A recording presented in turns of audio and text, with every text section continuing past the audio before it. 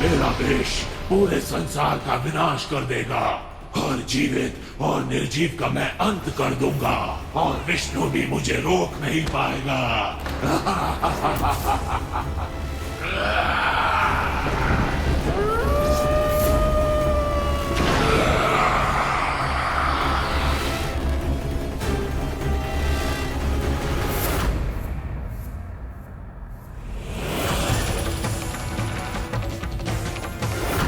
ये हलाहल तो सारे ग्रहों को भी नष्ट कर रहा है।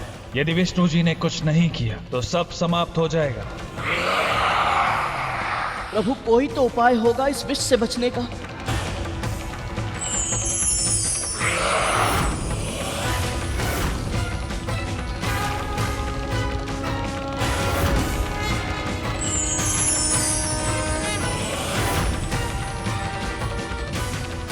एक उपाय है जिनमें सब लय होते हैं। यदि इस विष को भी वह स्वयं में लय कर ले तो इसे नियंत्रित किया जा सकता है। महादेव,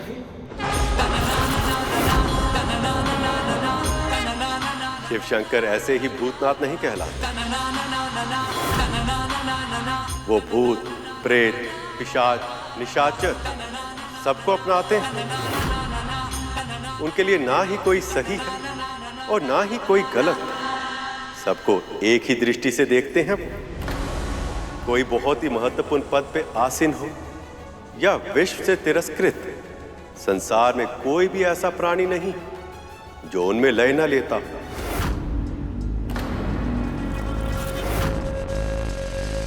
जब कोई उनसे वरदान मांगता है तो एक बार उसके परिणाम के बारे में सचेत अवश्य करते हैं, किंतु तब तक लौटने नहीं देते जब तक उसकी इच्छा पूरी ना हो। इसीलिए तो वो भोलेनाथ कहलाते हैं। केवल वो ही है जो इस कालकूट को अपने भीतर समाहित कर सकते हैं। केवल वो ही हैं जो इस संसार को विनाश से बचा सकते हैं।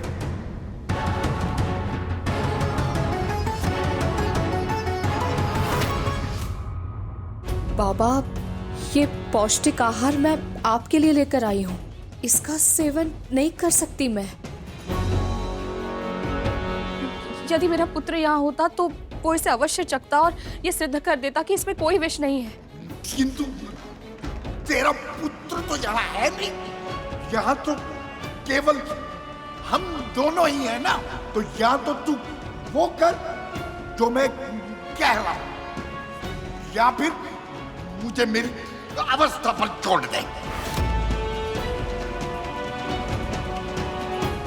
वैसे तो तू अति देवो भव के मंत्र का जाप करते नहीं थकती, और अब तुझे इस अतिथि देवता के लूटने का तनिक भी भय नहीं है।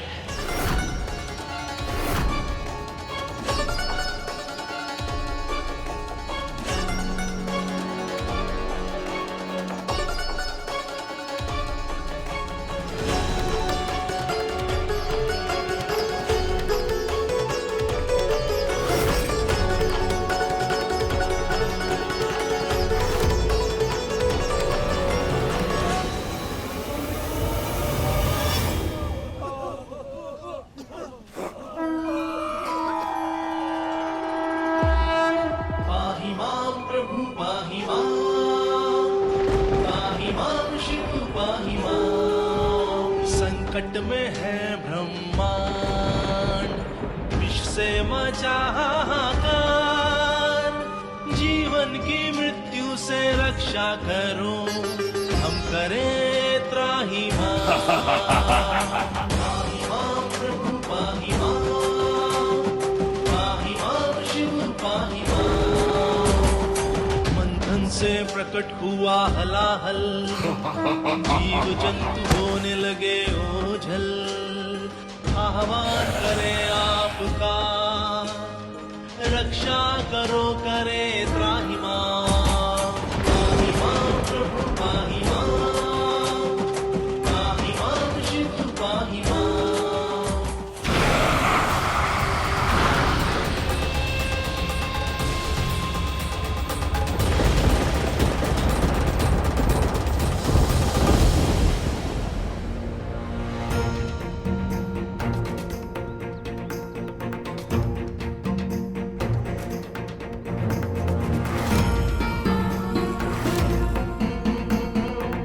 अगर विंता माँ ने ये जहरीला खाना खाया तो उनकी मृत्यु निश्चित है।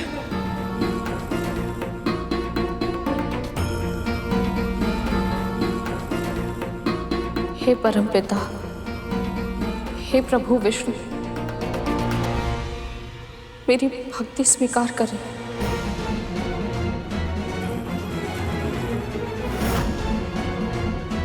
यज्ञ शिष्टाशिना संतो मुच्यन्ते सर्व किल विषय भुंजते ते त्वगम पापाये पचन्त्यात्म कारणम। मंत्र का जाप तो कर लिया, किंतु इसका अर्थ भी पता है? जो आध्यात्मिक और धार्मिक व्यक्ति भोजन नारायण को प्रसाद के रूप में अर्पित करने के बाद ही ग्रहण करते हैं,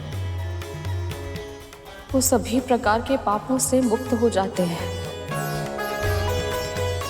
पर वो सभी व्यक्ति जो भोजन को अपने स्वाद और आनंद का साधन बनाते हैं, वो भोजन नहीं, साक्षात पाप का भक्षण करते हैं।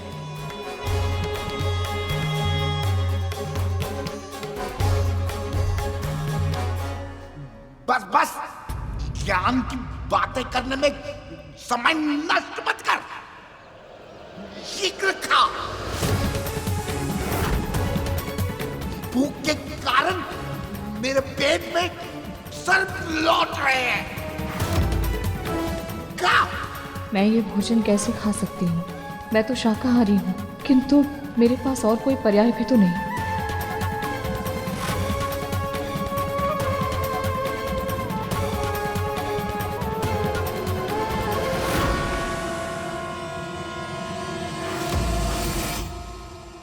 चलो अच्छा, आज इस दासी से भी छुटकारा मिल जाएगा।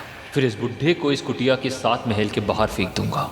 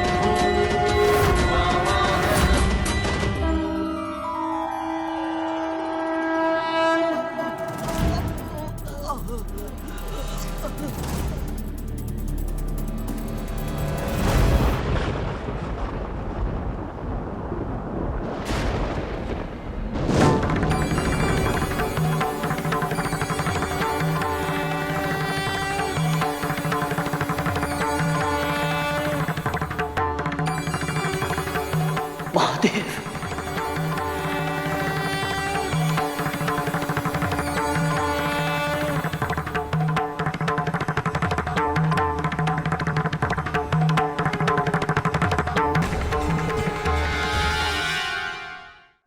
प्रभु, आप अपने भक्तों के कष्टों से अनभिज्ञ नहीं। समुद्र मंथन में इस कालकूट नामक दैत्य के हलाहल विष से न केवल क्षीर सागर में बल्कि समस्त सृष्टि में हाहाकार मच गया है। हे महादेव, यदि आपने शीघ्र ही कोई उपाय नहीं निकाला तो ये सारा संसार नष्ट हो जाएगा।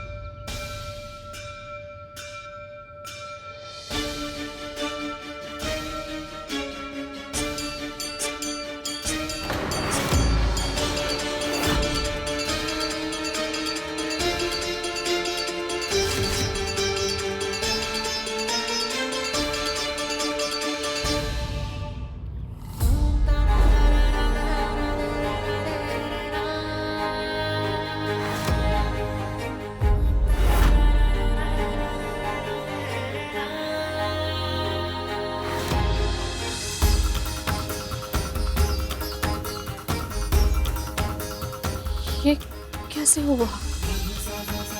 ये खीर कैसे बन गई?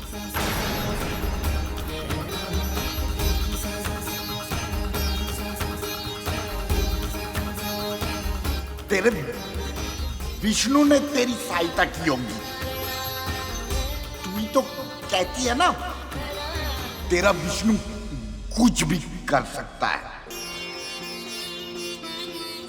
सत्य कहा आपने।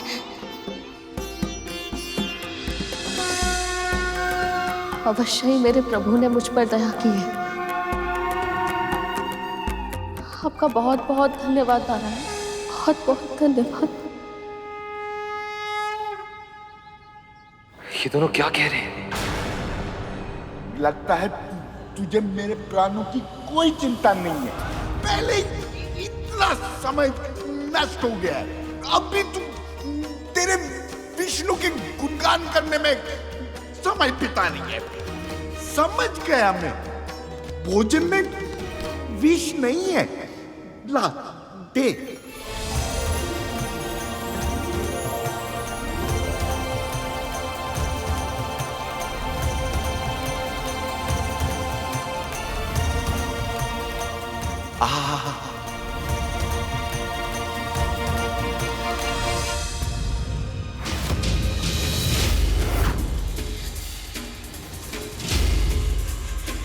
ये कैसे संभव है? मेरे विष का इन दोनों पे कोई असर क्यों नहीं हो रहा?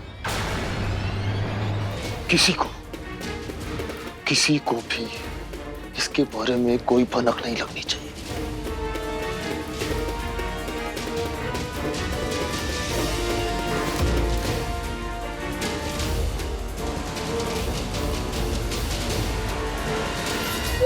पहले से ही एक रहस्य पेट में छिपा कर रखा है, ये दूसरा रहस्य।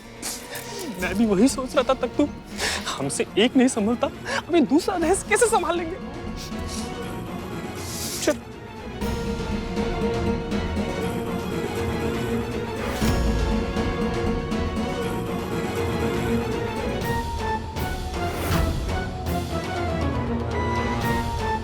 तू चाहे कितना भी शक्तिशाली हो कालकूट, किंतु मेरे होते हुए तेरा यहाँ प्रवेश असंभव है।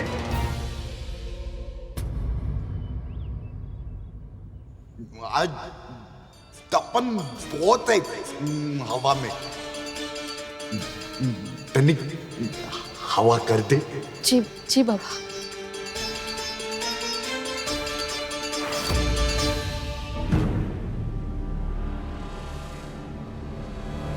कालकूट की हलाहल से संसार की रक्षा का केवल एक ही उपाय है।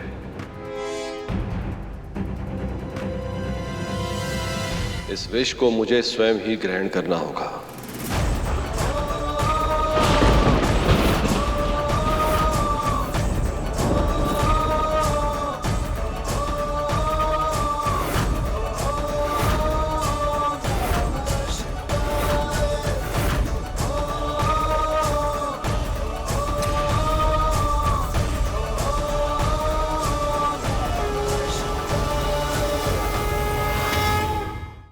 आप ऐसा नहीं कर सकते स्वामी।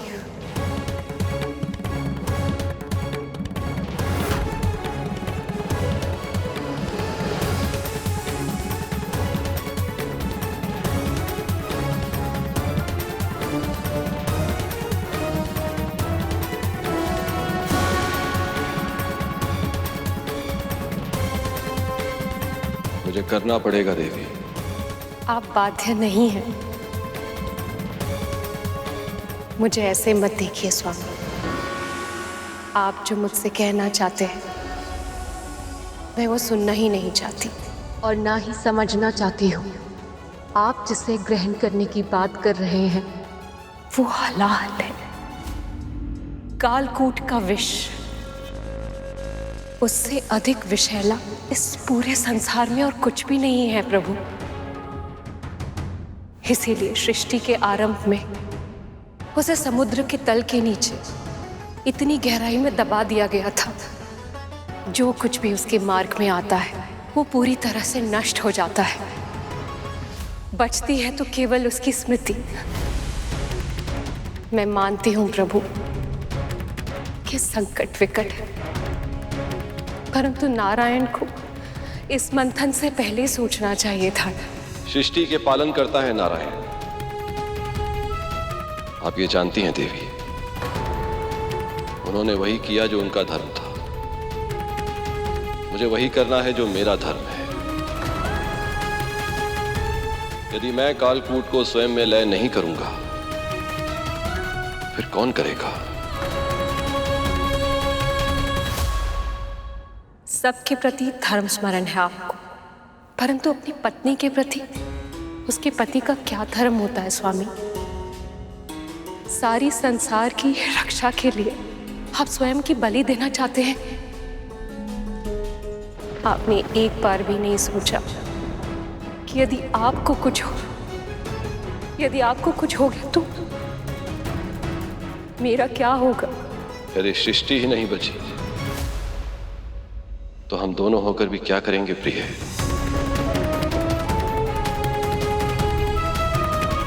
भगवान भक्त की भक्ति में बंधे होते हैं। यदि भक्ति नहीं रहे तो भगवान का अस्तित्व भी नहीं रहेगा। जो मन में आए करना चाहते हैं आप। आपने निश्चय कर ही लिया है तो मेरा कहना ना कहना क्या अंतर पड़ता है? अंतर पड़ता है देवी, बहुत अंतर पड़ता है। मैं शिव हूं क्योंकि आप मेरी शक्ति हैं, और आपके साथ के बिना मेरा विष को ग्रहण करना असंभव होगा।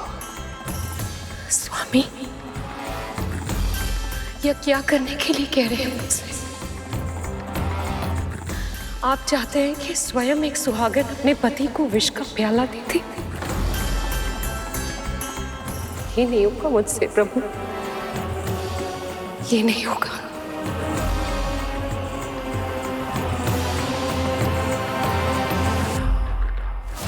अब तक महादेव ने कुछ किया क्यों नहीं?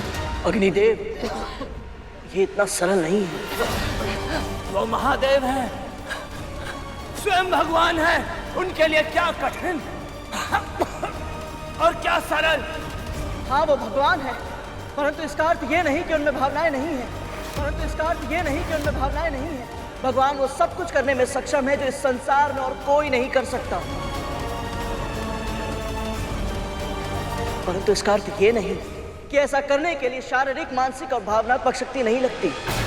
जिस हलाहल को हम पल भर के लिए सहन तक नहीं कर पा रहे थे, उसे पूरा का पूरा धारण करने वाले हैं महादेव।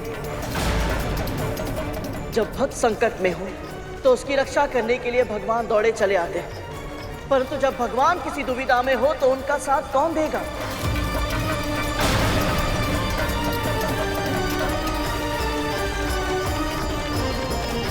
क्या आप निराश करेंगे ऐसे भक्तों को? ये सब हमारी अपनी ही संतानें हैं। क्या आप इन्हें पीड़ा में तड़पते हुए देख पाएंगे?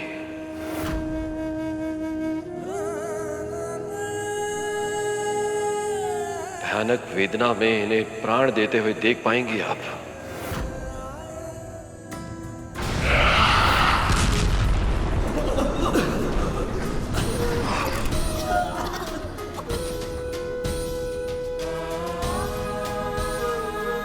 आप सही कह रहे हैं स्वामी।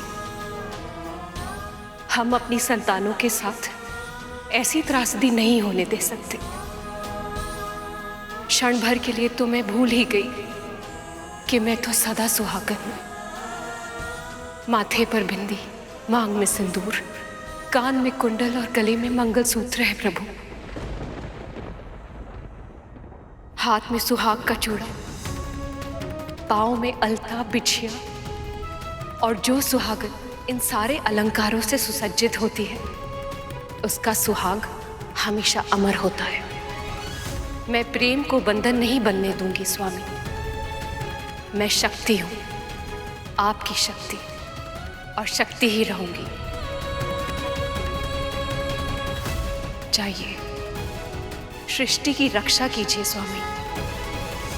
हमारी संतानों का कल्याण कीजिए स्वामी।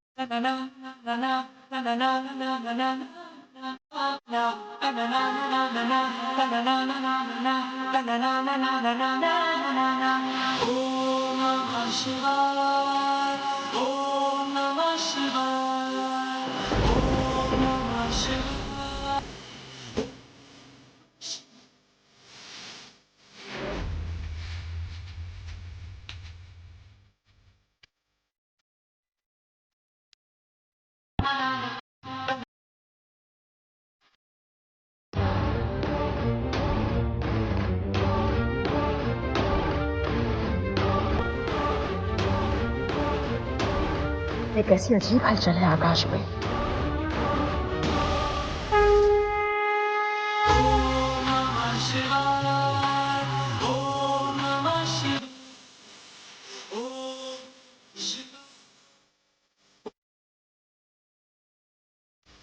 हर शिव शंकर काल कंठ कमरूधर काशी कैलाश वासी मृत्युंजय भूतनाथ दानी अवतार हो दर्शन कल्याणकारी तनना ना ना ना तनना ना ना ना तनना ना ना ना तनना ना ना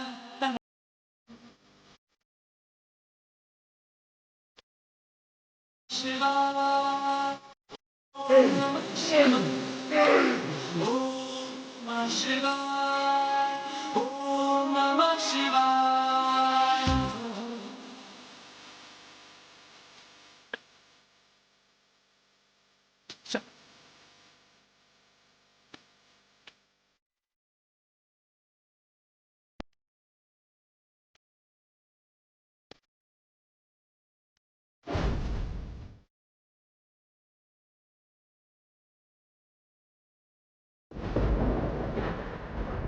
प्रभु, भगवान महादेव को कितना कष्ट हो रहा होगा ना।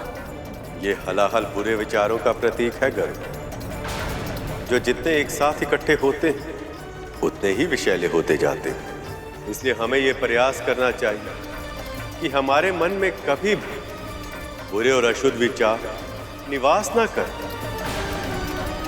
हमारा मन सदैव शुद्ध और अच्छा रहे।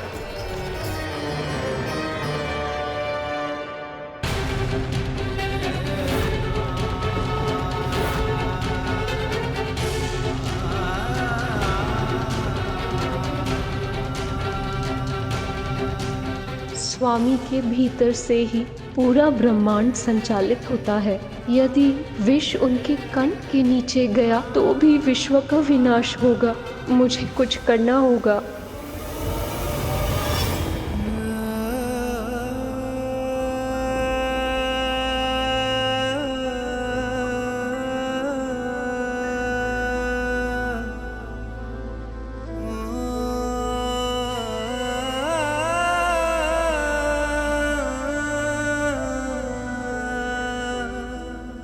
प्रभु, आपके उदर में समस्त सृष्टि का वास है। यदि ये हलाहल का विष आपके कंठ से उतरकर उधर तक चला गया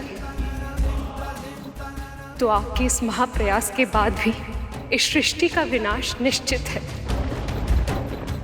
इसीलिए आपको ये हलाहल का विष अपने कंठ में ही रोक कर रखना होगा।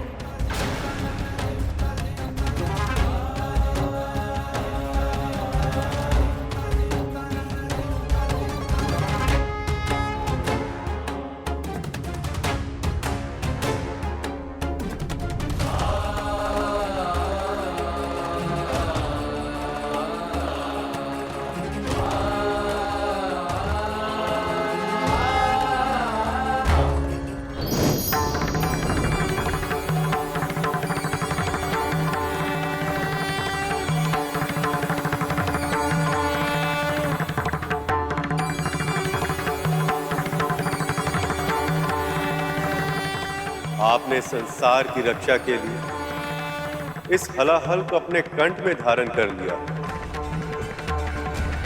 इसलिए आज से संसार आपको नीलकंठ के नाम से भी जानेगा।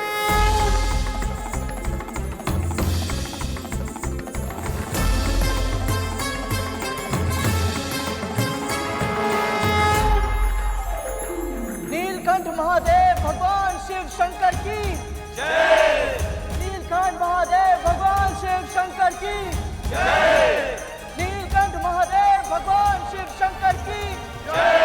नीलकंठ महादेव भगवान शिव शंकर की जय।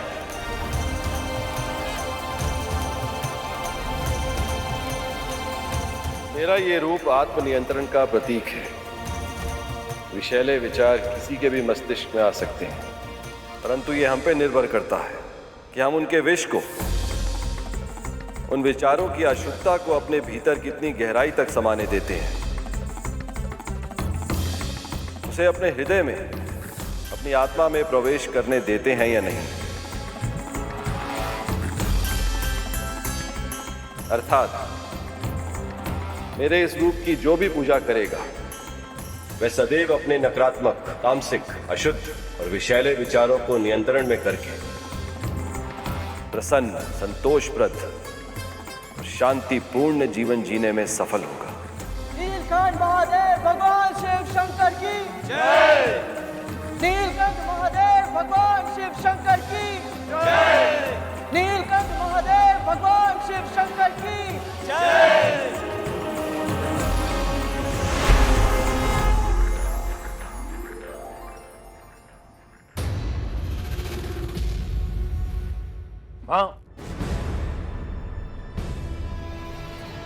तक्षक,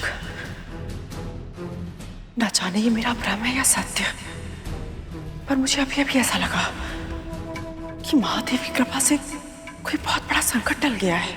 माँ, आपने अभी अभी वासुकी भैया के साथ महादेव के दर्शन किए। आपका ऐसा अनुभव करना स्वाभाविक है। हो सकता है, किंतु मैं ये भी जानती हूँ तक्षक कि इस मंथन में हर समय प्रभु विष्णु सभी के साथ है, किंतु फिर भी मेरा मन न जाने क्यों वासुकी को लेकर चिंतित है। बस वो सुरक्षित हो। प्रभु, कालकूट ने सभी के मन में भय उत्पन्न कर दिया है। अब मंथन का उत्साह इस आशंका में बदल गया है कि इस समुद्र के तल से न जाने अब क्या निकलेगा। कभी कभी आशंका की स्थिति भी अच्छी होती है गरुड़। व्यक्ति को यह पता होता है कि उसका मन क्या चाहता है और मस्तिष्क ये जानता है कि उस इच्छा को प्राप्त करने के लिए कितनी कठिनाइयों का सामना करना पड़ेगा, और इसीलिए उस व्यक्ति के प्रयासों में और अधिक दृढ़ता आ जाती है। नारायण नारायण। देवगण, दानवगण, भयभीत होकर पीछे हटने से लक्ष्य की प्राप्ति नहीं होगी। मंथन आरंभ कीजिए।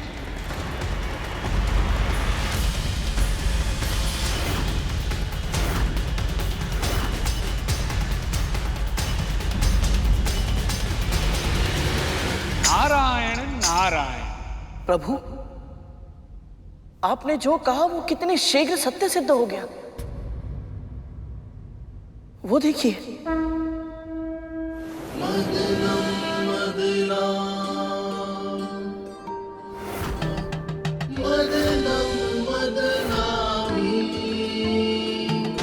सृष्टि के कल्याण में, रत्नों के संधान में, श्री हरि मिलन की आस में, मदनम मदना, मदनम मदनामी, मदनम मदना, मदनम मदनामी।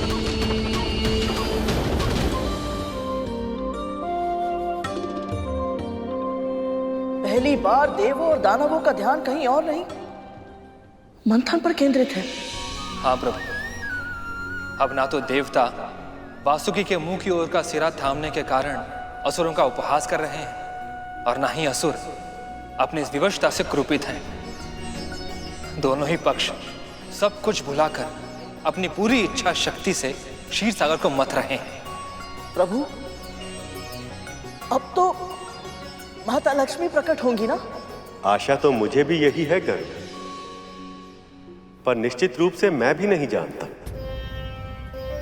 ये मंथन देव और दानव कर रहे हैं, इसलिए समुद्र के तल से क्या बाहर आएगा और कौन उसे ग्रहण करेगा, ये सब उन्हीं के प्रयत्नों पर निर्भर करेगा। और इसलिए कुछ भी पहले से बता पाना असंभव है।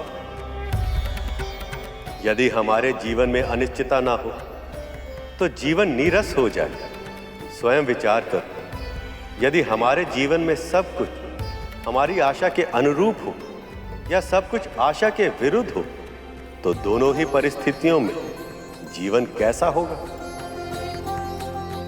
एकर सता से परिपूर्ण, उबा हुआ। पर गरुड़ इससे सहमत नहीं। दुविधा को दबाना नहीं चाहिए गरुड़, जो भी मन में है, निश्चिंत होकर कहो। प्रभु, जब अपनी इच्छा पूरी ही ना हो, बल्कि जो भी हो उसके विपरीत ही हो, तो हतोत्साहित अनुभव करना स्वाभाविक है ना? तुम्हारे कहने का अर्थ क्या है गरुड़? मेरी मां को देख लीजिए भैया, इतनी लंबी प्रतीक्षा करने के बाद उनके पहले पुत्र का जन्म हुआ भी तो अर्धविकसित अवस्था में। ये क्या किया आपने? ईर्ष्या के वश में अपने ही पुत्र को विकलांग बना दिया। उसके बाद उन्होंने मेरे पालन पोषण पर अपना सारा ध्यान केंद्रित करना चाहा, पर मेरे जन्म लेते ही मां दासी बन गई। उनके आशा के दीप की अंतिम लौ था मैं, परंतु मैं भी दास।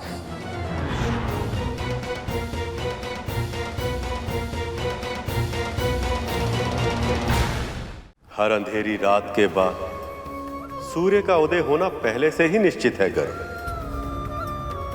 वैसे ही हर दुख के बाद सुख का आना पहले से ही निर्धारित है। परम पूज्य ब्रह्मा जी ने इस सृष्टि की रचना ही ऐसे की कि समय चाहे अच्छा हो या बुरा, सदैव एक सा नहीं रहता, ऋतुओं की तरह बदलता रहता है। समय आ गया है, अब इसे अपने भविष्य का आभास हो जाना चाहिए।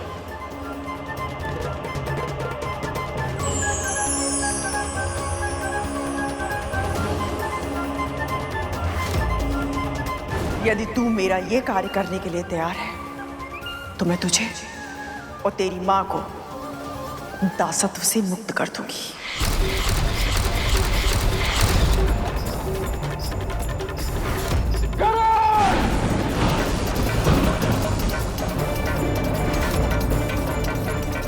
तुम्हें ऐसा नहीं करना चाहिए गरुड़, इस पे तुम्हारा अधिकार नहीं। मेरा पुत्र और मैं, हम दोनों मुक्त हो गए, दासत्व से मुक्त हो गए हम दोनों।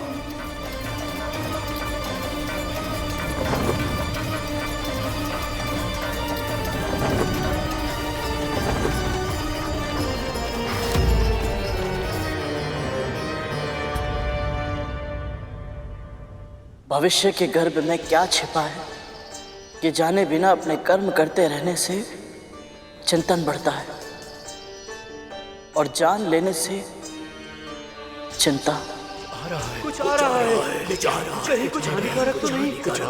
देखो देखो वो क्या है, देखो वो क्या है।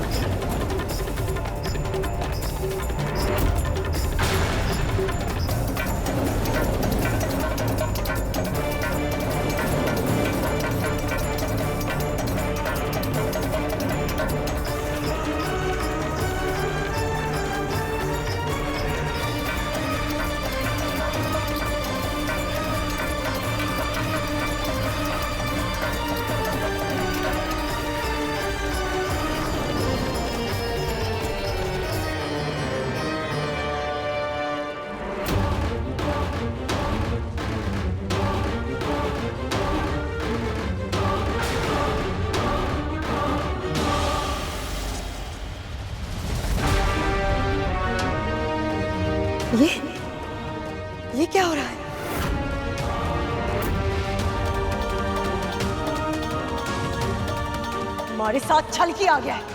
हमें कहा था कि श्री वापस आएगा, लेकिन यहाँ तो सब कुछ विपरीत हो रहा है। तो बच्ची कुछ ही समृद्धि थी, वो भी जा रही है। नारायण ने हमारे साथ छल किया है, झूठ बोला है हमें। ये क्या कह रही हो दीदी? नारायण छल क्यों करेंगे भला? नारायण नारायण। देवी दीदी, जो होता है उसके पीछे कोई ना कोई कारण अवश्य होता है। कृपया आप धैर्य रखिए, कुछ ही समय में सत्य सामने आ जाएगा। धैर्य केवल भ्रम है मुनिवर। सत्य तो यह है कि मेरे आभूषण फीके पड़ रहे हैं, मेरे गहने, मेरे कंगन, सब कुछ।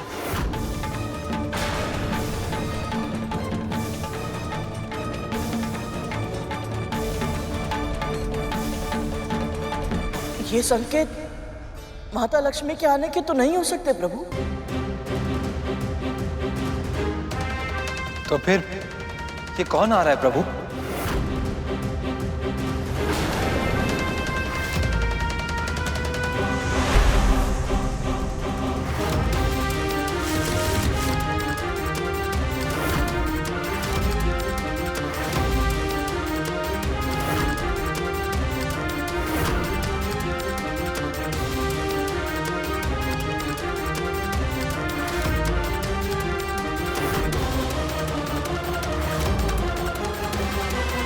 लक्ष्मी,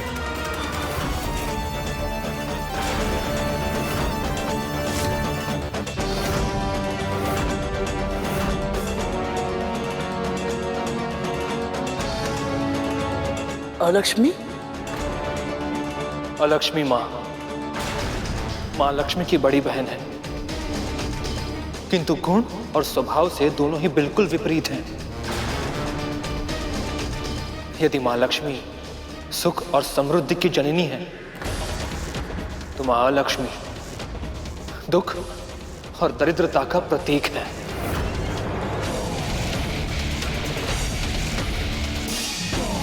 देवी अलक्ष्मी? हे महादेव, ये तो अनर्थ हो गया। कहीं इनकी दृष्टि मुझ पर न पड़ जाए।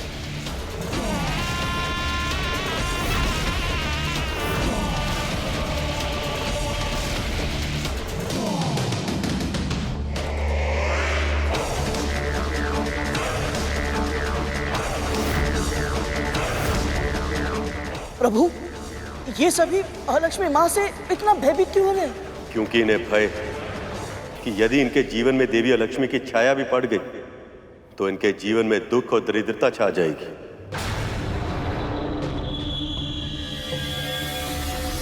परंतु प्रभु, आपने अभी अभी समझाया कि सुख और दुख तो जीवन के भाग है। जब हम भगवान के दिए सुख को अपनाते हैं तो उनके दिए दुख को क्यों नहीं? माता अलक्ष्मी जैसी भी है, परंतु है तो मां स्वरूप ही। यदि अलक्ष्मी की दृष्टि हम पर पड़ी तो हम पर विघ्न पहाड़ टूट पड़ेंगे।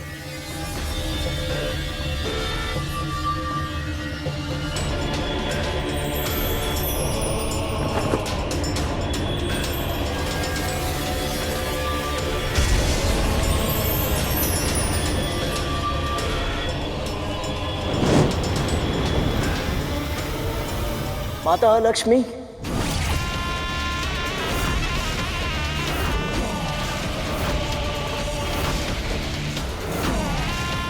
मेरा प्रणाम स्वीकार करें।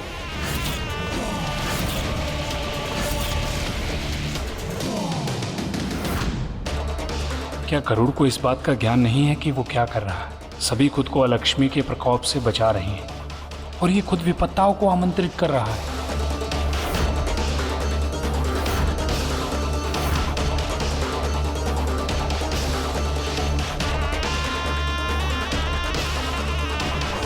मूर्ख, बुद्धू, तुमने अपने पुत्र को केवल संस्कार दिए, बुद्धि नहीं दी है। पर हुआ क्या है बाबा? आप ऐसा क्यों कह रहे हैं?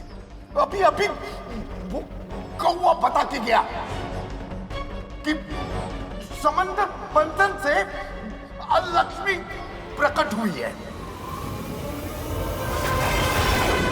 और तेरे पुत्र ने उनको प्रणाम कर दिया। यदि उसके प्रणाम से वो प्रसन्न हो गई तो तेरे घर में आके निवास करेगी। तू और तेरा परिवार तो कष्टाएगा ही, साथ में मुझे भी न जाने संसार के कितने कष्ट सहने पड़ेंगे। इससे अच्छा तो मैं वन में सुखी था।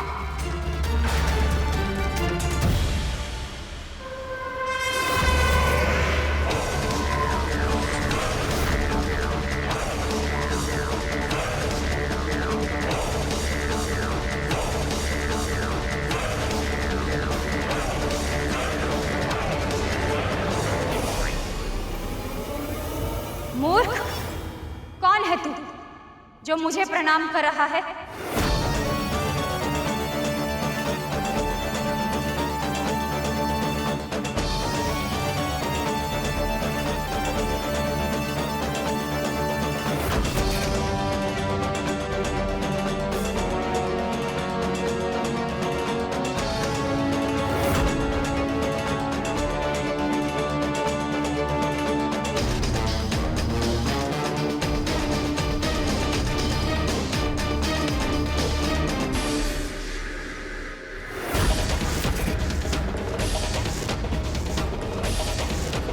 महर्षि कश्यप और मां विंता का छोटा पुत्र गरुड़ हूं मैं मां। मेरा प्रणाम स्वीकार करें। गरुड़,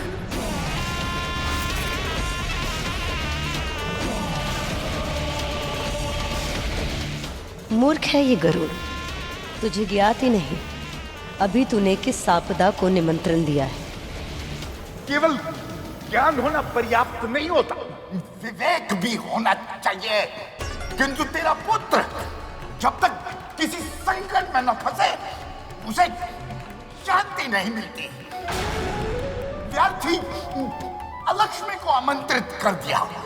तुझे भय नहीं लगता? यदि मैंने तेरा प्रणाम स्वीकार कर लिया तो तेरे जीवन में दुख और दरिद्रता छा जाएगी।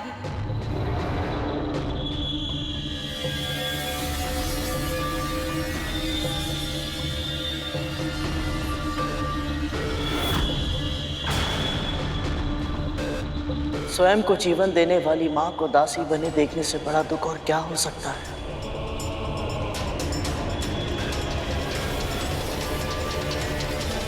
सब कुछ जानते हुए भी उन्हें मुक्त ना कराने से बड़ी दरिद्रता क्या कुछ और हो सकती है। बाबा, उसके मन में कोई कालिमा नहीं है। अपने पराये का भेद तो उसने सीखा ही नहीं है, इसलिए तो वो माओ के बीच में अंतर नहीं कर पाता। लेकिन तुझे तो अंतर करना पड़ेगा ना।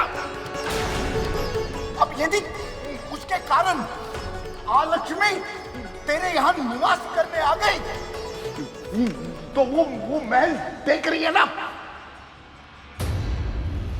उस महल की दुर्दशा तेरी इस कुटिया से भी अधिक हो जाएगी। जितने दुख तू अभी भुगत रही है ना, उससे कहीं अधिक दुख तेरी बहन और उसके पुत्रों को भोगना पड़ेगा। और ये दुख वहीं नहीं रुकेगा, तेरा पता पूछते हुए यहाँ तक आ जाएगा। तुम सब तो कष्ट भोगोगे ही। तुम सबके साथ आज में गुण की तरफ मैं भी जाऊंगा।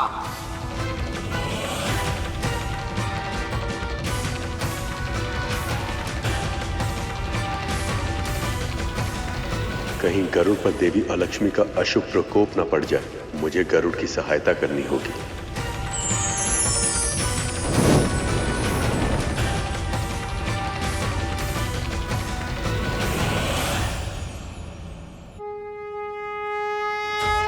अलक्ष्मी का प्रणाम स्वीकार हो नारायण। आपके मंथन के कारण मैं समुद्र से बाहर तो आ गई, पर देवों और दानवों में से कोई भी मेरे निकट तक नहीं आना चाहता। मैं कहाँ जाऊं नारायण?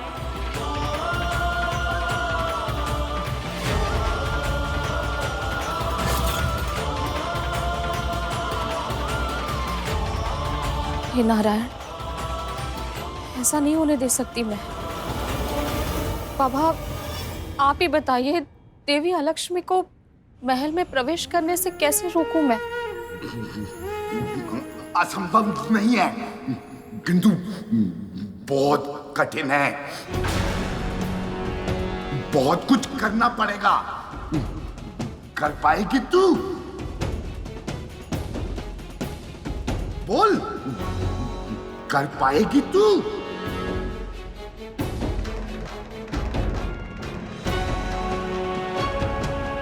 जहां जहां देवी लक्ष्मी का जाना असंभव हो, वो सभी स्थान आपके लिए ही हैं। जहां अशुद्धता हो, अशोच हो, अन्न का अनादर हो, जूठन हो, वहां आप सहर्ष निवास कर सकती हैं।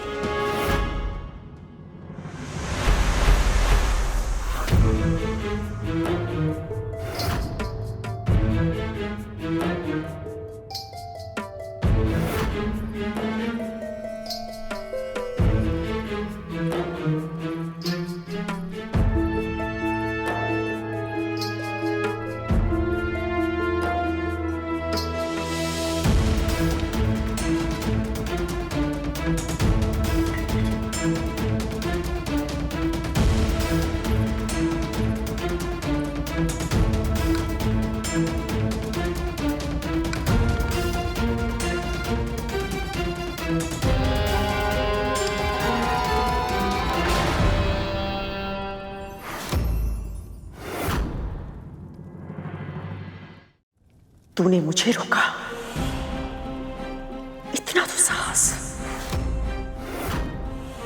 जहां सत्य और संस्कार का अनादर होता हो, छोटी छोटी बातों पर कलह और कलेश होता हो, वहां आप निवास कर सकती हैं देवी।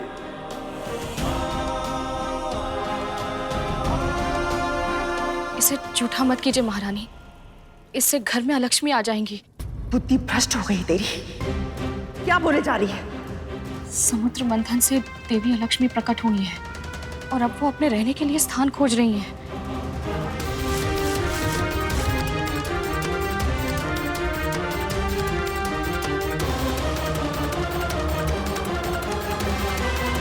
तुझे किसने बताया ये? वो बाबा है ना, उन्हें कौवे ने बताया। क्या कह रही है तू? कौन सा कौवा और क्या बताया उसने? वो सब अभी समझाने का समय नहीं है महारानी। सबसे पहले हमें इस पूरे महल को ठीक से स्वच्छ करना होगा। कहीं भी कोई भी ऐसी वस्तु नहीं होनी चाहिए जो दरिद्रता को आकर्षित करे। कितनी अंधविश्वासी हो गई है तू। यदि मैंने थोड़ा सा भोजन चख लिया तो कोई पहाड़ टूट पड़ेगा या बिजली गिर जाएगी। भोजन झूठा हो जाएगा महारानी, और झूठे भोजन का भोग नहीं लग सकता। जहां अन्न का भोग ना लगता हो, वहां देवी लक्ष्मी का वास कभी नहीं हो सकता। और जहां देवी लक्ष्मी का जाना असंभव हो, वहां लक्ष्मी आ जाती हैं।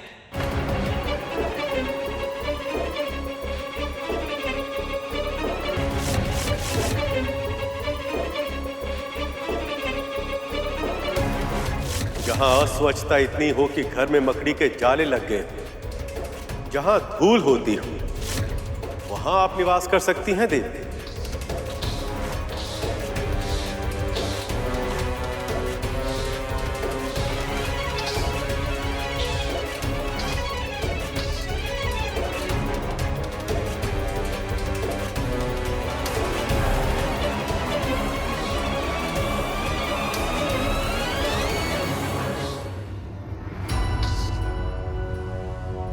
ये लीजिए दासी माँ।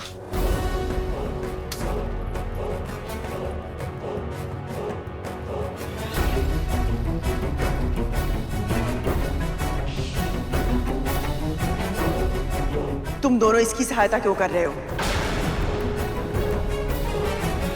सहायता? हाँ वो माँ, वो एक बार पहले भी हमारे कारण आपको बहुत अधिक कष्ट पहुंचा चुके हैं ना। हमारे ही कारण आपको जीवित पुत्रिका का व्रत रखना पड़ा था। और हम भूल कर भी ऐसी भूल नहीं करेंगे जिससे आपको कष्ट हो माँ। और ये हम इनके लिए थोड़ी कर रहे हैं, आपके लिए कर रहे हैं ना माँ।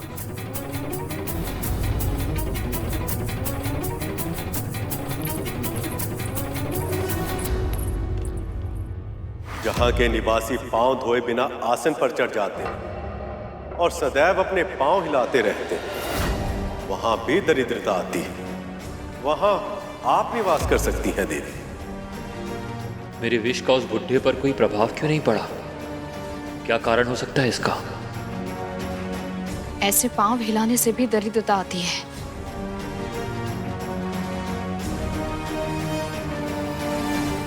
वो कैसे वे माता? पांव हमारी स्थिरता के प्रतीक होते हैं। यदि हम ऐसे लेटकर पांव हिलाते हैं तो इससे हमारी स्थिरता समाप्त होती है और हम अस्थिर होते जाते हैं, और ये हमारे अस्तित्व के लिए संकट बन जाता है। इसी तरह यदि गंदे पांवों के साथ विश्राम किया जाए तो बुरे स्वप्न आते हैं। तो कालिया भैया को तो कल से बुरे स्वप्न आ रहे हैं। वो इस बात से चिंतित है कि कहीं उनके विष का प्रभाव समाप्त तो नहीं हो गया। तब तो फिर हमें शीघ्र ही उन्हें रोकना चाहिए। चलो, पर कैसे?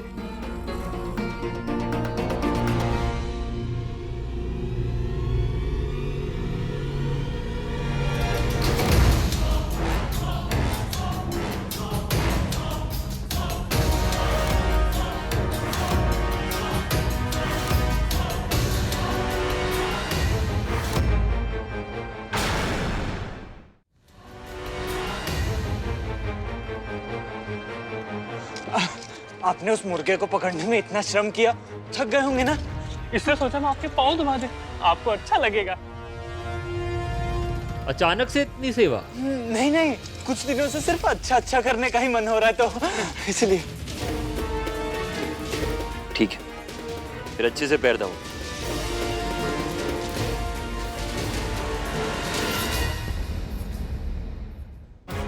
सभी अपने घर को तो स्वच्छ रखते हैं, पर अपनी गंदगी, अपने कूड़े को निकालकर बाहर रख देते हैं।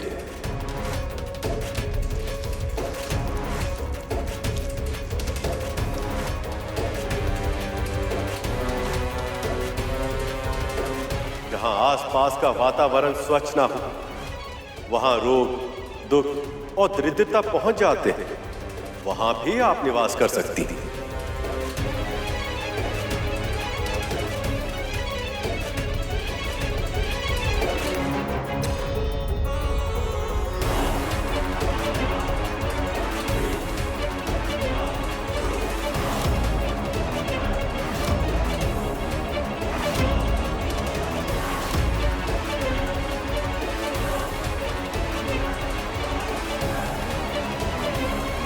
ये महल तो स्वच्छ है, यहाँ सुंदर रंगोली भी बन रही है,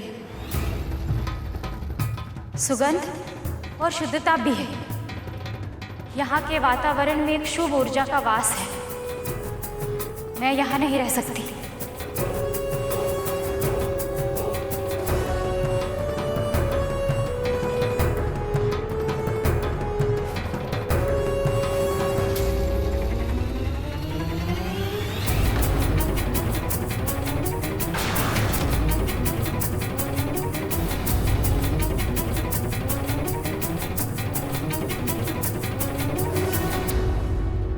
प्रभु, आपका कोटि कोटि धन्यवाद माता अलक्ष्मी की छाया इस घर पर ना पड़ने देने के लिए। पुत्री, आज तुमने देवी आलक्ष्मी के प्रकोप से अपने आप और अपने परिवार को बचा लिया।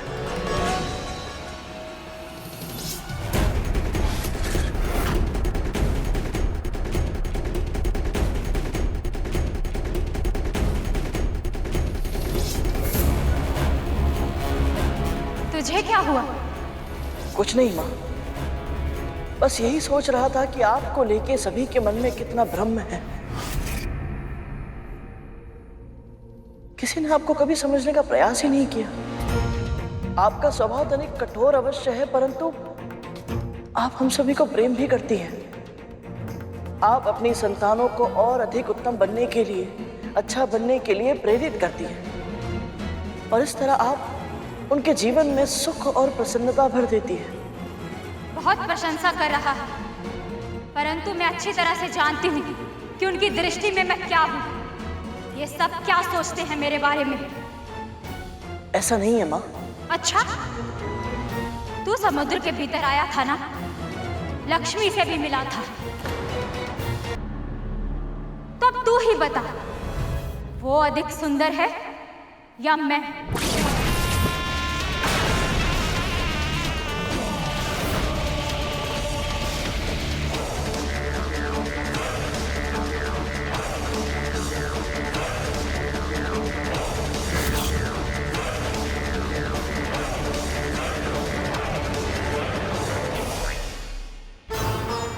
माँ, माता लक्ष्मी आते हुए अच्छी लगती है और आप जाते हुए।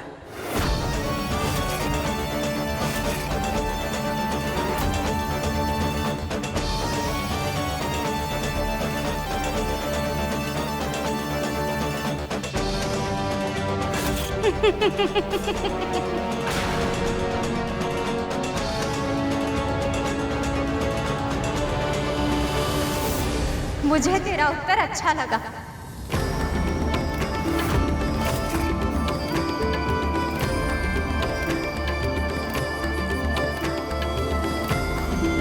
तेरा दुख और दरिद्रता शीघ्र ही दूर हो।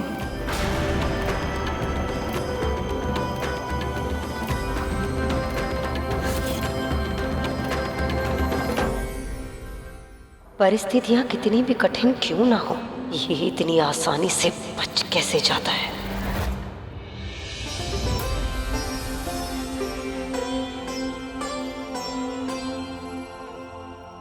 आपका बहुत बहुत धन्यवाद बाबा।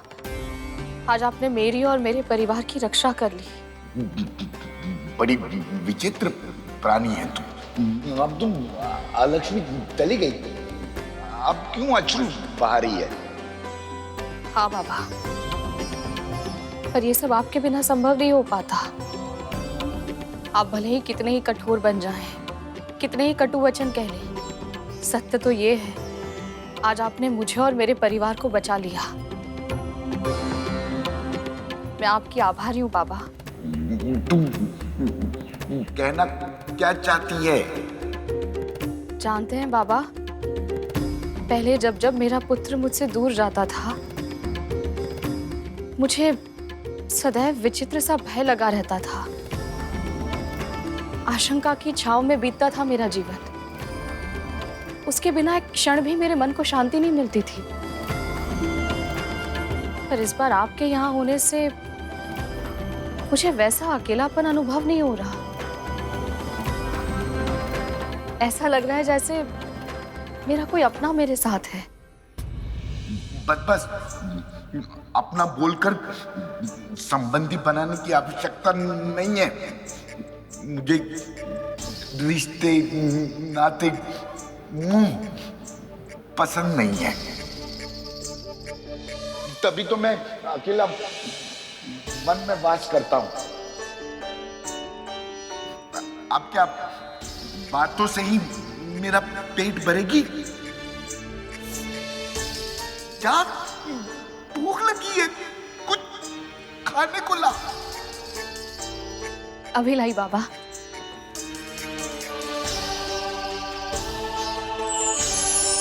यदि तू इस परीक्षा को परिपूर्ण कर ली तो तुझे ऐसा आशीर्वाद दूंगा कि तेरे सारे कष्ट दूर हो जाएंगे। प्रभु, निवास के लिए स्थान मुझे कहीं ना कहीं मिल ही जाएगा, पर हर स्त्री की तरह मेरा भी एक स्वप्न है कि मुझे भी कोई जीवन साथी मिले, कोई हो जिसे मैं अपना सकूं और जो मुझे अपना ले पूरे मन के साथ।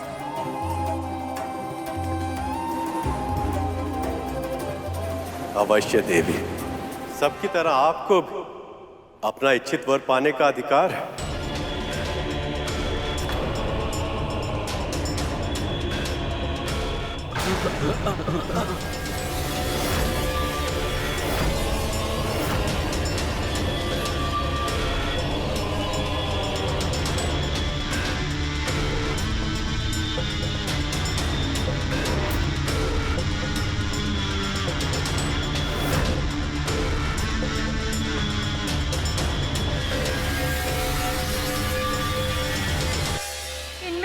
भी मेरे गुण दोषों के साथ मुझे स्वीकार करने के लिए तैयार नहीं है नारायण। इसलिए मैं आपका आवाहन करती हूँ कि आप मुझे स्वीकार करेंगे, आप मुझे स्वीकार करेंगे, मुझे स्वीकार करेंगे।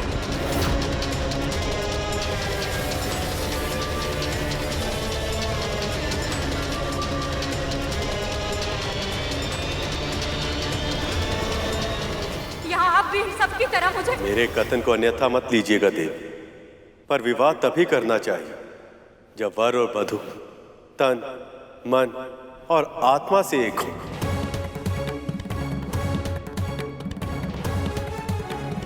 पर मैं तो देवी लक्ष्मी की प्रतीक्षा कर रहा हूं।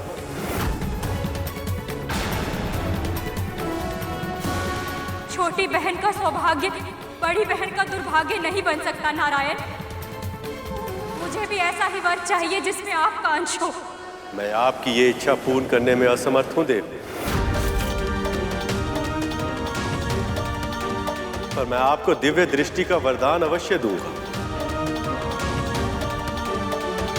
जिसकी सहायता से आप अपने लिए योग्य और उपयुक्त वर ढूंढ पाएं।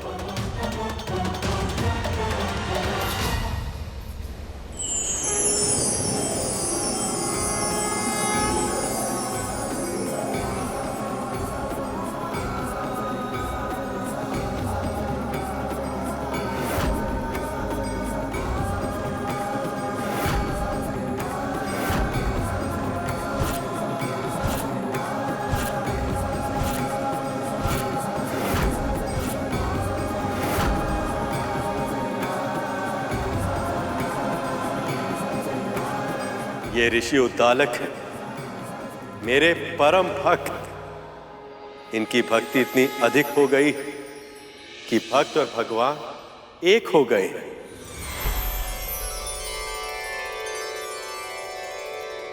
ये मुझे स्वीकार है नारायण।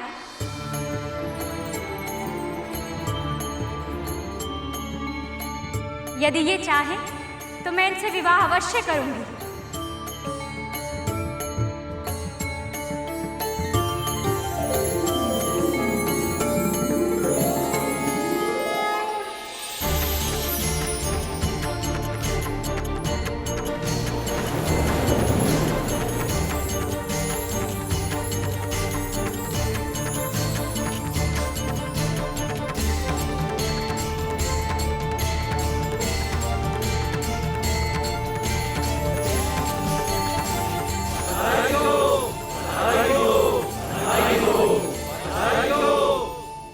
आपका जीवन शुभमय हो लक्ष्मी।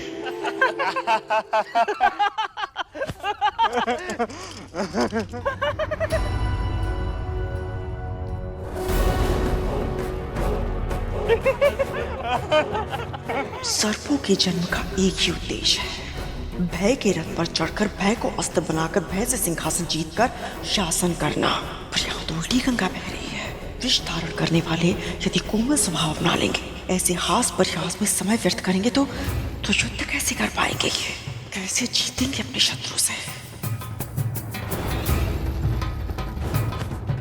कुछ अधिक ही बदलाव आ रहा है मेरे महल में। विंता मेरा हाथ रोकने का साहस जुटा रही है और मेरे पुत्र अपने विष की कड़वाहट खोकर खिलखिला रहे हैं। बहुत हो गया, अब इस बदलाव को बदलना होगा मुझे। फिर से मुझे मेरी व्यवस्था स्थापित करनी होगी।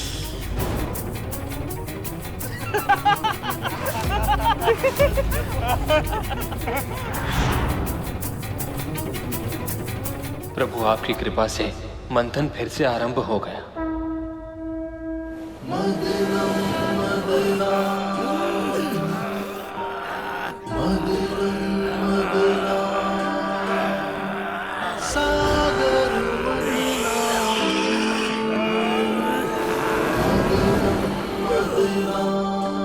कितना श्रम करना पड़ रहा है मेरे पुत्र को।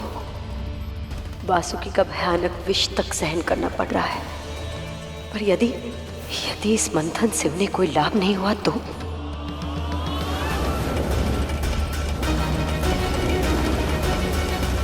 बलि,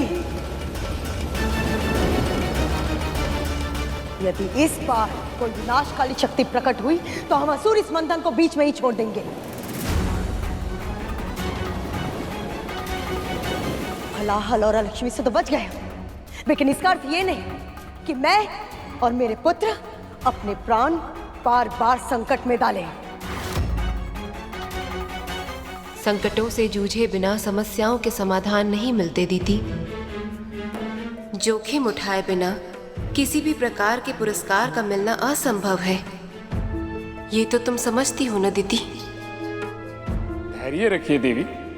संसार में दुखों का अंधेरा कितना भी गहरा क्यों ना हो, सुख का सवेरा अवश्य ही होता है। मेरा पूरा विश्वास है इस बार कुछ कल्याणकारी ही निकलेगा। नारायण नारायण।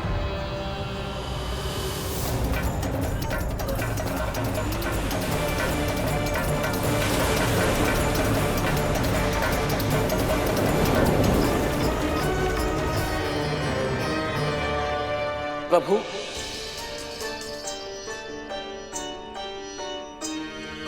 हो सकता है अब माता लक्ष्मी प्रकट हो। सही कह रहे हो गरुड़। जब अलक्ष्मी मां आ चुकी हैं तो अब मां लक्ष्मी के आने में अधिक विलंब नहीं होना चाहिए, है ना प्रभु?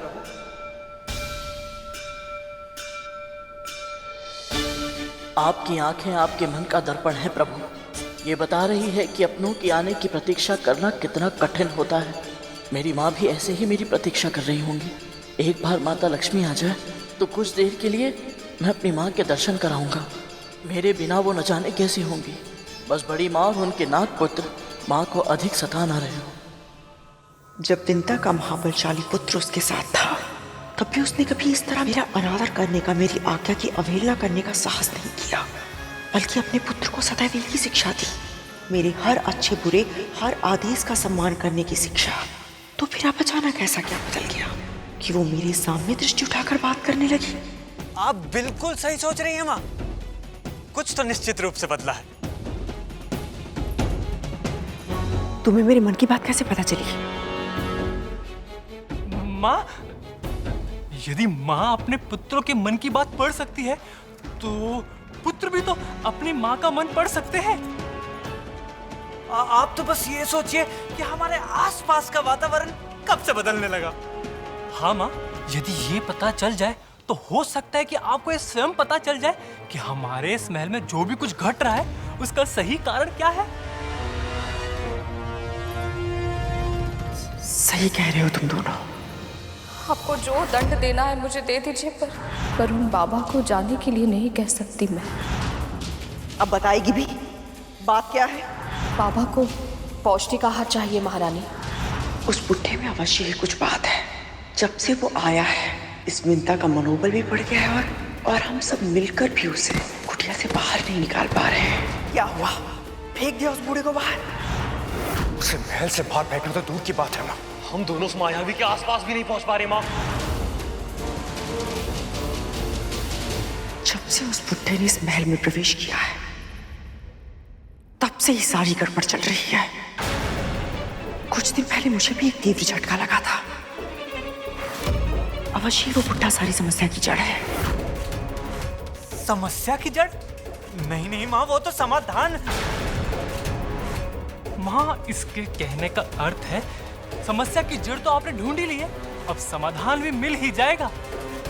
इस महल में जो भी कुछ घट रहा है उसका कोई ना कोई संबंध उन बाबा के इस महल में आने से ही है।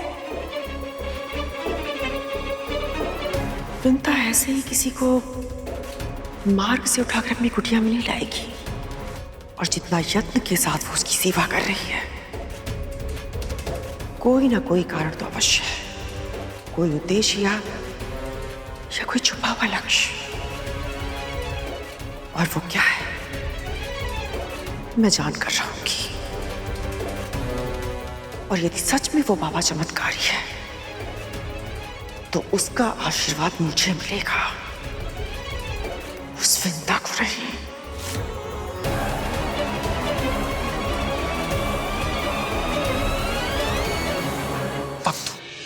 माँ कब बदलेंगी? अरे धूमल, ये बोल माँ कब सुधरेंगी?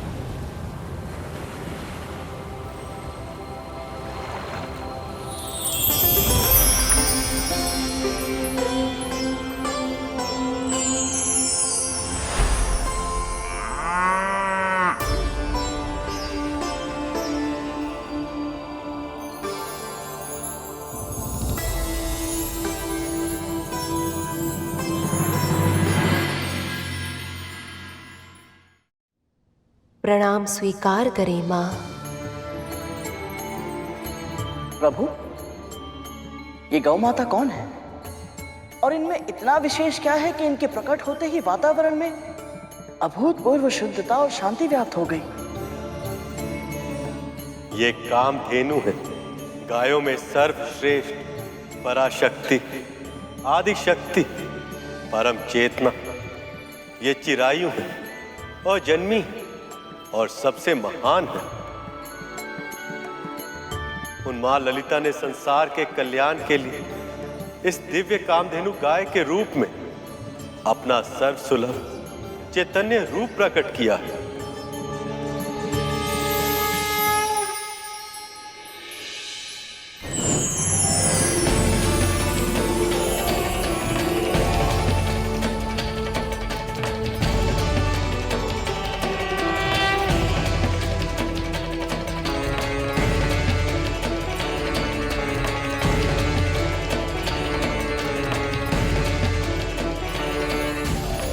इनके विशेष लक्षण क्या है प्रभु? कामधेनु की रीढ़ की हड्डी पर सूर्य केतु नाड़ी होती है, जो हानिकारक विकिरण को समाप्त कर वातावरण को स्वच्छ करती है। इसके साथ साथ ये नाड़ी गाय के तन में स्वर्ण का निर्माण भी करती है, जो उनके दूध, मूत्र और गोबर से सहज ही प्राप्त किया जा सकता है। हम दूध और मूत्र का उपयोग करते हैं और गोबर खाद के रूप में खेतों में उगने वाले अनाज के माध्यम से हमारे तन में प्रवेश करता है। इनकी पूंछ भूमि को छूती है और स्त्रियों की चोटियों के समान सदैव गुथी ही होती हैं। हिंसा का संदेश देने वाले इनके ये सींग सदैव उल्टे ही होते हैं और इनकी आंखों से प्रतिपल प्रतिक्षण आंसू बहते ही रहते हैं, जो करुणा का प्रतीक होते हैं। कामधेनु की अस्थियों में पर्वत और मज्जा में यज्ञ स्थित होते हैं और इनके चारों थनों में 4 महासमुद्र होते हैं।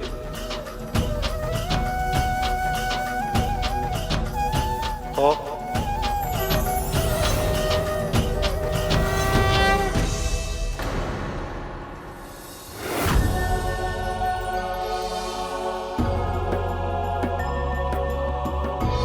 प्रभु, प्रभु,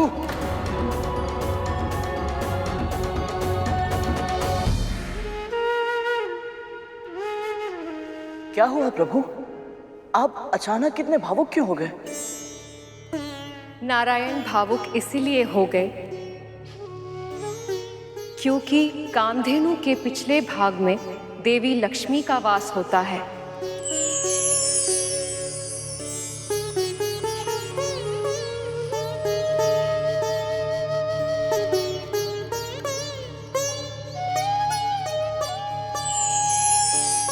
परंतु माता लक्ष्मी का वास मां कामधेनु के पिछले भाग में ही क्यों?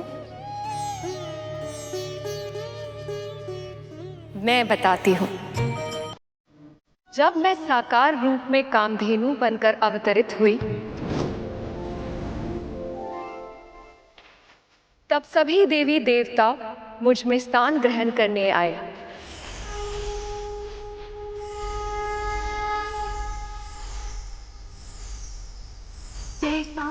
जो सबसे पहले आया उसे अपनी इच्छा अनुसार स्थान मिल गया।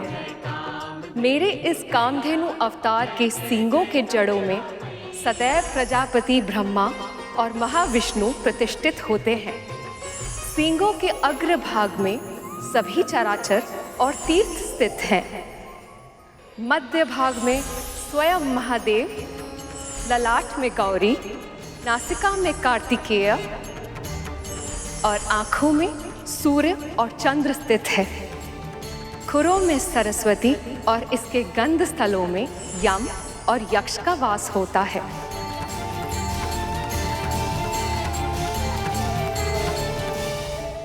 प्रणाम माँ। माँ, मुझे भी अपने इस कामधेनु रूप में कोई स्थान दे दीजिए। आपको विलंब हो गया देवी। अब तो सभी ने अपना मन वांछित स्थान चुनकर निवास करना आरंभ भी कर दिया है। कोई तो उपाय होगा, मुझे कहीं भी कोई भी स्थान दे दीजिए। मैं तैयार हूँ माँ। माँ, मैं आपके साथ निवास करना चाहती हूँ। मैं समझती हूँ, परंतु इस संसार में सबसे अधिक वंदनीय आप है माँ। यदि आज आपने मेरा अनादर किया तो सृष्टि में कभी भी कोई मुझे सम्मान नहीं देगा।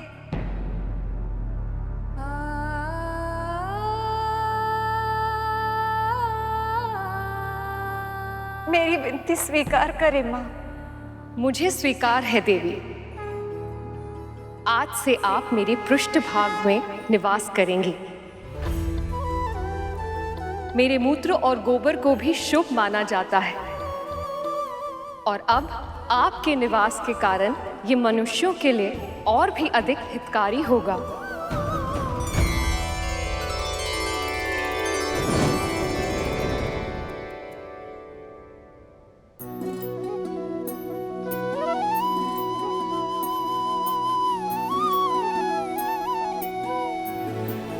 गाय के गोबर में लक्ष्मी का वास होता, इसीलिए उसे खेतों में डालकर मिट्टी को उपजाऊ बनाया जाता।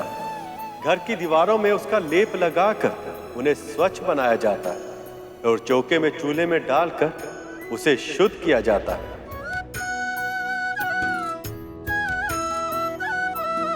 गाय के गोबर से बने कंडे हवन की समिधा बनते और गौमूत्र अनेक रोगों का नाश कर देता।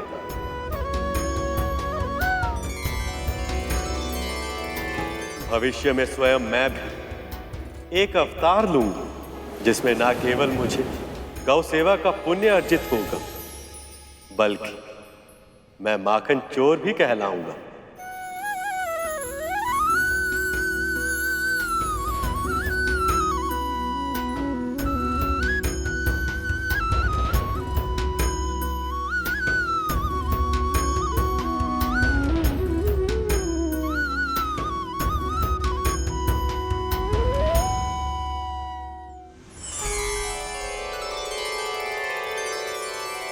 ये गाय तो बहुत गुणकारी है, पर यह मिलेगी किसे? और किसे रहा, हम असुरों को ही मिलेगी। असुर सम्राट, विश्व विजेता।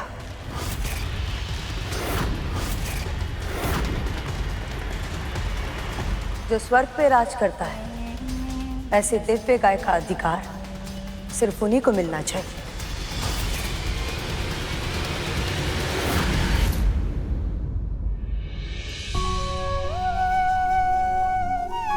लीजिए। तनिक इसमें शहद मिला दे। जी।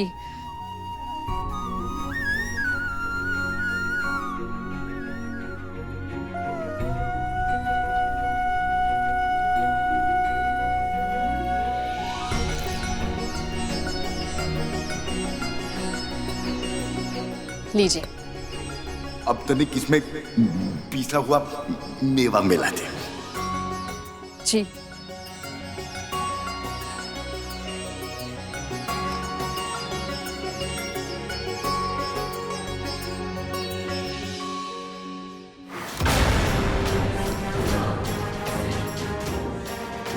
स्वयं तो मेरी दया पर जीवित रहती है, इस बुड्ढे की राजसी इच्छाएं तो ऐसे पूरी कर रही है जैसे दासी नहीं महारानी हो। अब पी इसे।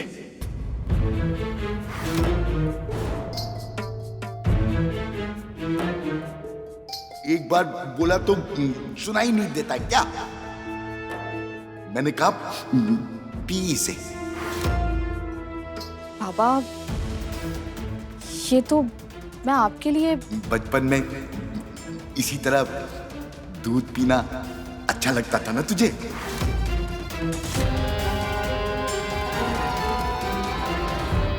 ये नहीं कैसे पता?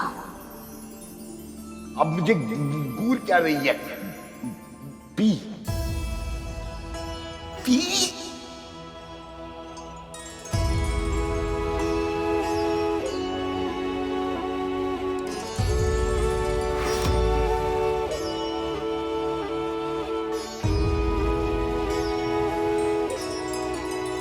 समझना संभव है कौन किसकी सेवा कर रहा है।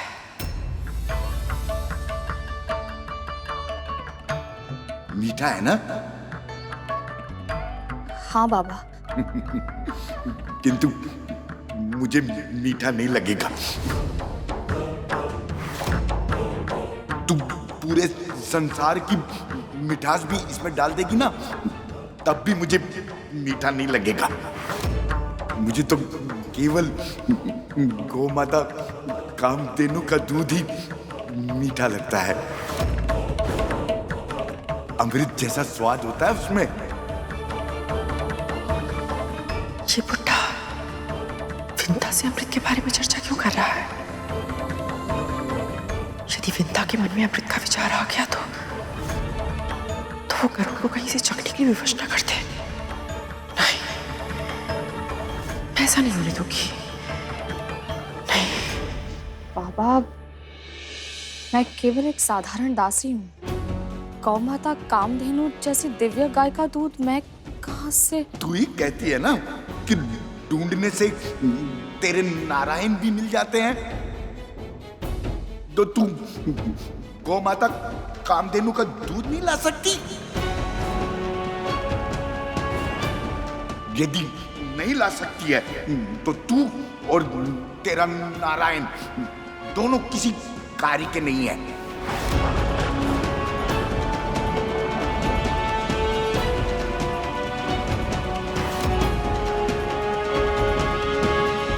दूध भी मुझे मिलेगा और इस बुड्ढे का आशीर्वाद भी। क्षमा कीजिए दिति मां, महाराज बलि यदि एक बार जीत गए हैं तो इसका अर्थ ये नहीं कि संसार की सभी संपदाएं उन्हें ही प्राप्त होंगी। समुद्र मंथन के रत्न उन्हें ही मिलेंगे जो उसके योग्य हो। युवराज, इस योग्यता का निर्णय किस आधार पर किया तुमने? निर्णय कोई भी हो महाराज, इन देवताओं का आधार केवल छल है। ये दिव्य गाय इन देवताओं को मैं किसी भी मूल्य पे नहीं लेने दूंगा। वज्रांग, ये हमारा अधिकार है और हम अपना अधिकार लेके रहेंगे, चाहे कुछ भी हो जाए।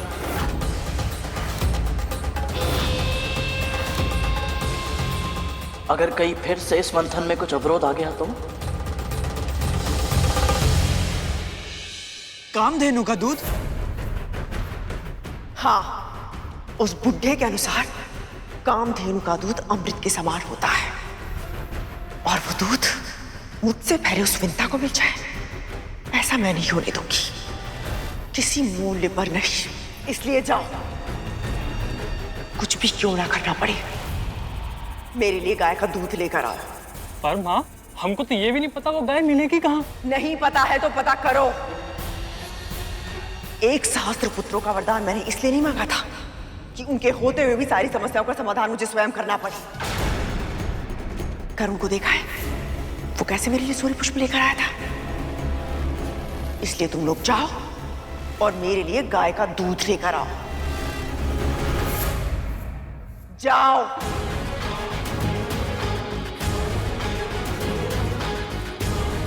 अब हम क्या करें? कहां से लाई ये दूध? माँ कामधेनु के प्रकट होते ही कितनी शुद्धता और शांति छा गई थी, परंतु ये सभी ऐसे ही झगड़ते रहे तो सारी शांति नष्ट हो जाएगी। इससे पहले कि आप सभी ये निर्णय करें कि ये दिव्य कामधेनु गाय किसे मिलनी चाहिए, आप सभी को ये जान लेना चाहिए कि जो भी इसकी सेवा करेगा वो पूरी तरह से सात्विक हो जाएगा।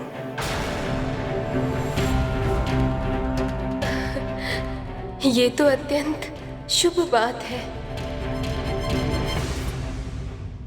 नारायण नारायण, यदि असुर भी सात्विक हो गए तो ये संसार तो पूरी तरह बदल जाएगा। नारायण नारायण। मेरे पुत्र तो बहुत शक्तिशाली हैं। यदि ये सात्विक हो गए तो उनकी शक्ति और प्रतिष्ठा का कोई अर्थ नहीं रहेगा। नारायण नारायण, यदि असुर भी सात्विक हो गए तो ये संसार तो पूरी तरह बदल जाएगा।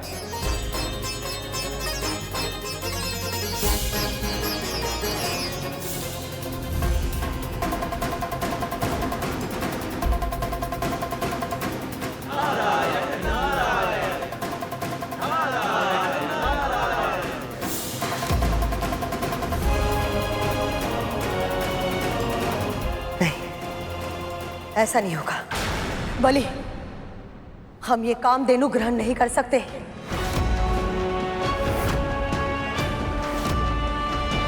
कहीं इसके कारण तुम सात्विक बन गए तो तुम तो स्वर्ग दान में दे दोगे।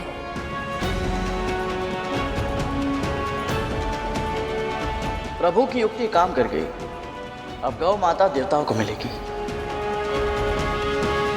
नहीं, हमें किसी ऐसी वस्तु की प्रतीक्षा करनी चाहिए जो बल और शक्ति का पलड़ा हमारे तरफ झुकाए रखने में हमारी सहायता करे।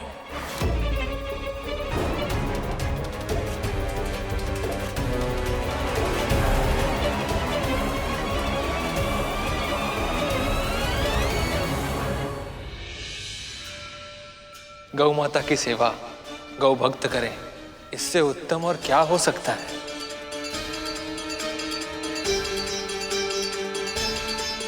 क्या हुआ गरुड़, तुम इस निर्णय से प्रसन्न नहीं हो?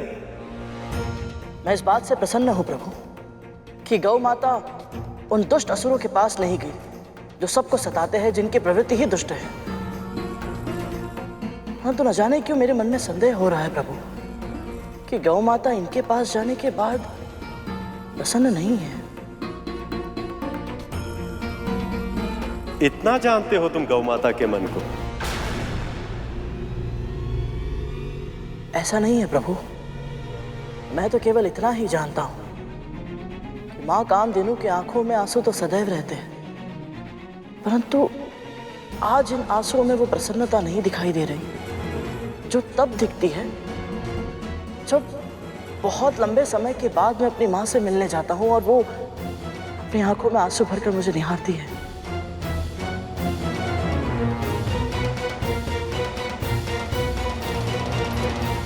माँ कामधेनु कैसे मिलेंगी मुझे?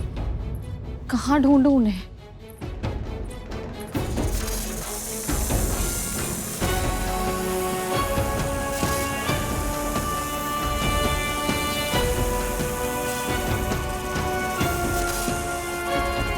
ये इतने सारे नाग एक साथ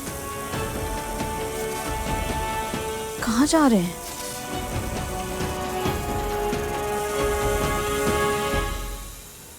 तक तो धूमल, क्या हो रहा है? कहाँ जा रहे हो तुम सब?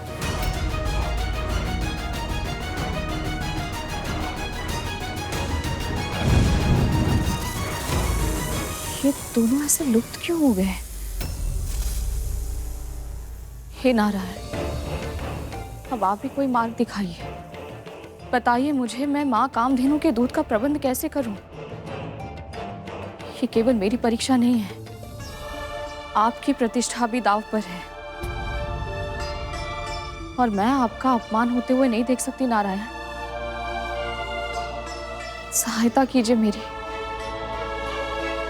सहायता कीजिए।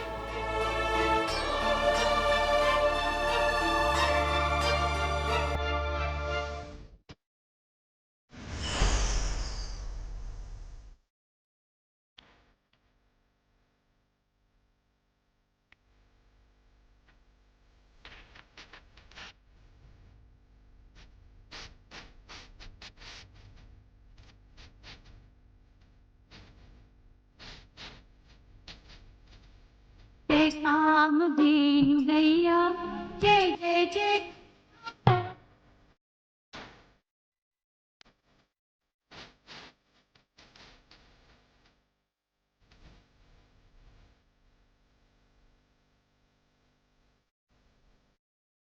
माँ कहती हैं कि जब कुछ पहली बार प्राप्त हो तो उसे ब्राह्मण और ऋषियों को दान देना चाहिए। इसलिए हम आपको दान देने आए हैं। आज्ञा दीजिए माँ। धन्यवाद माँ।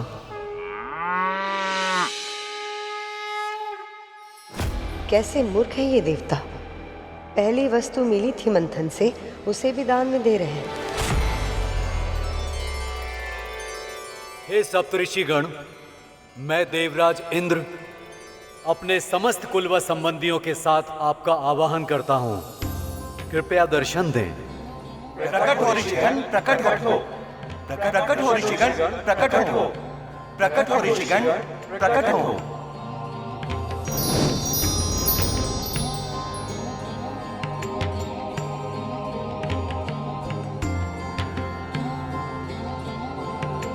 कल्याण।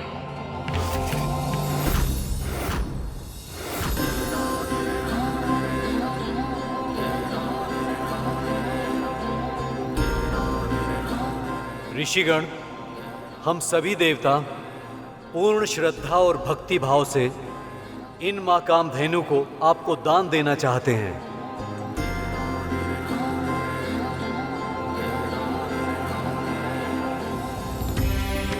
कृपया इन्हें स्वीकार कर हमें कृतार्थ करें।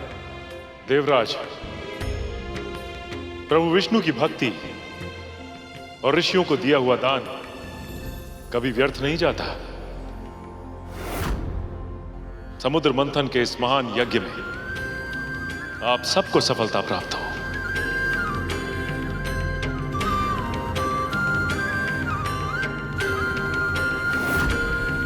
ये इंद्र तो बहुत चालाक निकला, गाय माता को दान देकर अमृत प्राप्त करने का मार्ग सरल कर दिया।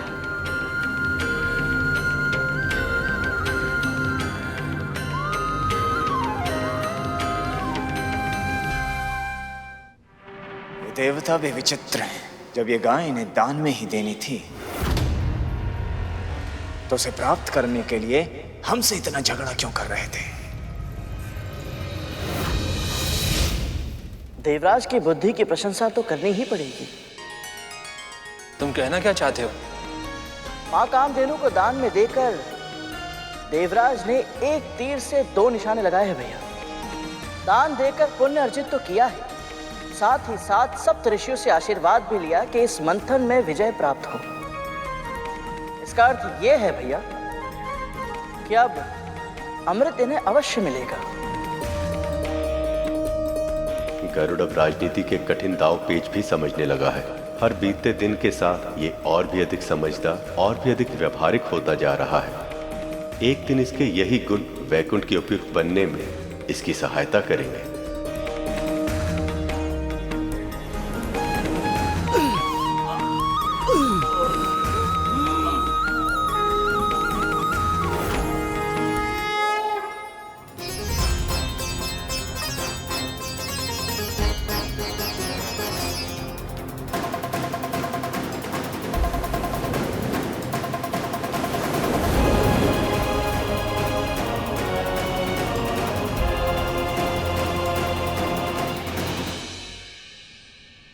मां कामधेनु के प्रकट होने के बाद से इनका उत्साह बहुत ही अधिक बढ़ गया प्रभु। हाँ प्रभु, इन्हें देखकर ऐसा लग रहा है जैसे ये सब कुछ भूल चुके हैं। यही तो इस जीवन का आनंद है। सुख आते ही मनुष्य का मन चंचल हो जाता है और फिर वो अपने सभी दुख भूल जाता है। और ये भी कि ये सुख भी उतना क्षणिक है जितना दुख था।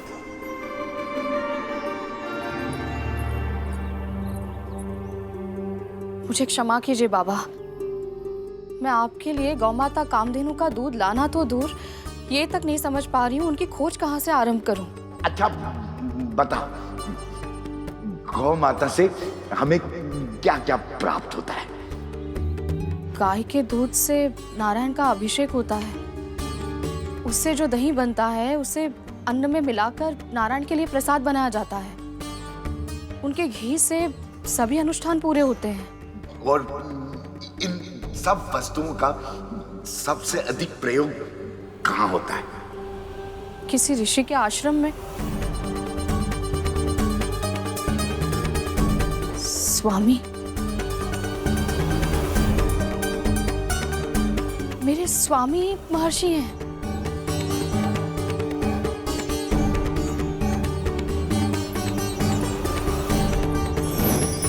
कभी कभी मनुष्य सत्य के बहुत निकट होते हैं, बस उन्हें सही मार्ग दिखाने की आवश्यकता होती है।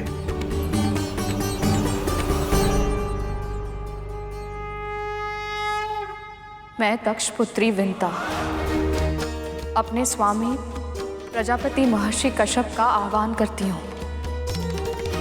कृपया दर्शन दें।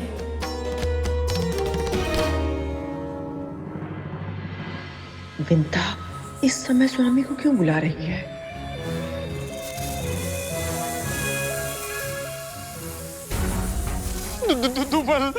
हमारे अन्य भाई तो रिक्त हाथ ही वापस चले आए। तब तो यदि गुरु दत्तात्रेय को दूध नहीं मिला तो क्रोधित होंगी। और यदि विंता माता को पहले दूध मिल गया तो माँ हमारी जो दशा करेगी उसकी तो कल्पना भी असंभव है। तो फिर अब हम क्या करें? तब तो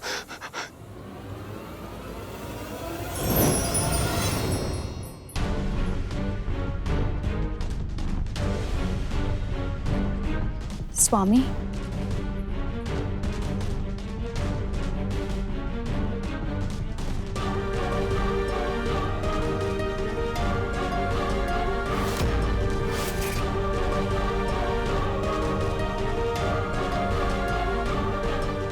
स्वामी, मैंने आपको कष्ट इसलिए दिया क्योंकि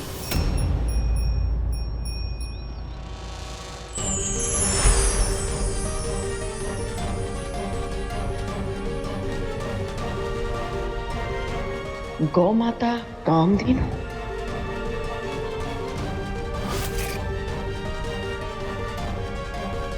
माँ कामधेनु।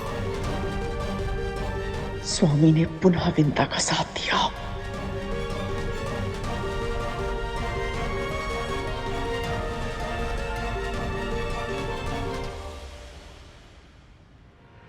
प्रणाम स्वीकार करें माँ।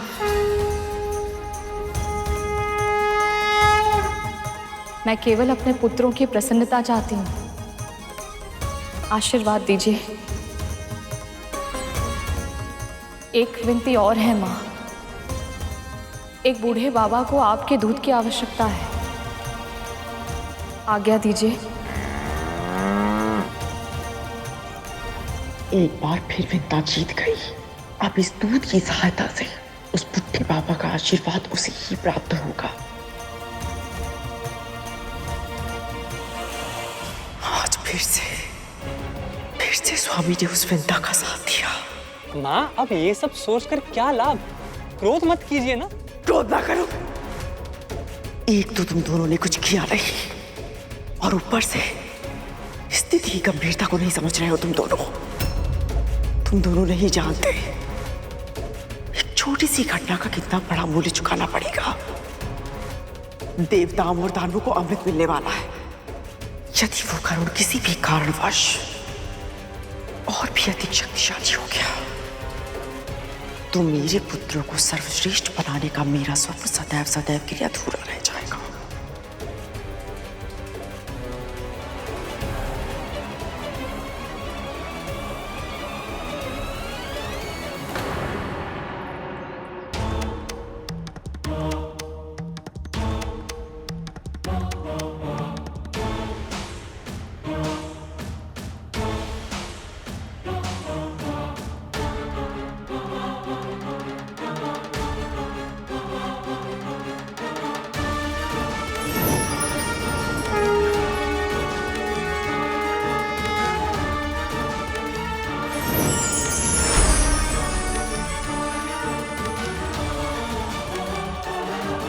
राम गुरुदेव। कल्याण। प्रभु, इस प्रकार यहाँ आकर मेरे परिवार को आशीर्वाद देने के लिए आपका कोटि कोटि धन्यवाद। मुझे तो आना ही था। आप तो जानते ही हैं, अब समय आ गया है कि विंता और गरुड़ को उनकी परिस्थितियों से मुक्त कराया जाए, ताकि गरुड़ अपनी नियति को पाने की दिशा में आगे बढ़ सके। मैं यहां रहकर विंता के धैर्य और उसकी श्रद्धा की परीक्षा ले रहा हूं। अब शीघ्र ही विंता को उसकी सेवा का और कद्रू को उसके कर्मों का फल मिलेगा।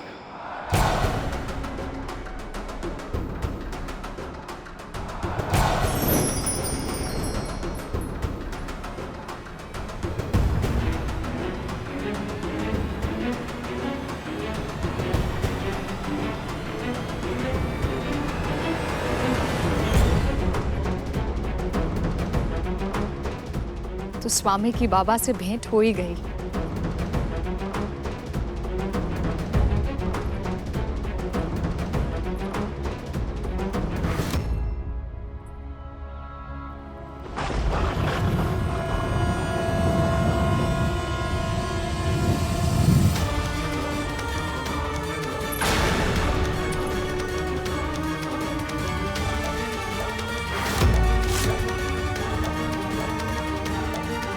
ये दिव्य प्रकाश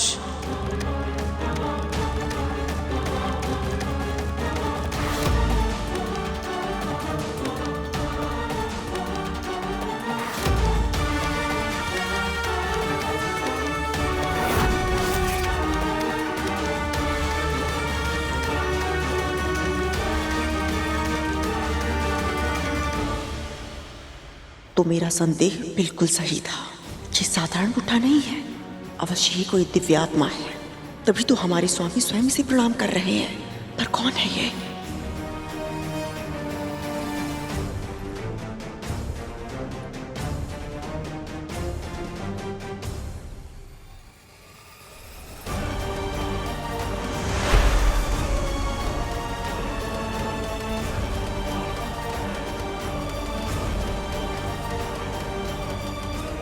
बाबा, ये लीजिए कामधेनु का दूध।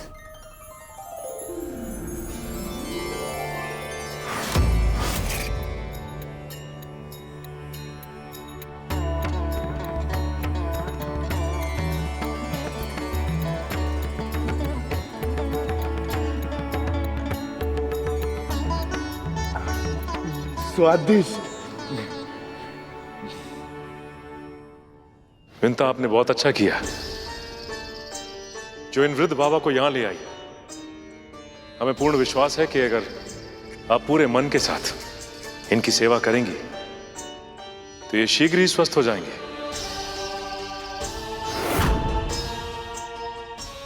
मैं चलता हूं। यदि स्वामी ने इस समय मुझे देख लिया तो वो क्षण भर में ही समझ जाएंगे कि मेरे मस्तिष्क में कौन सी योजना चल रही है।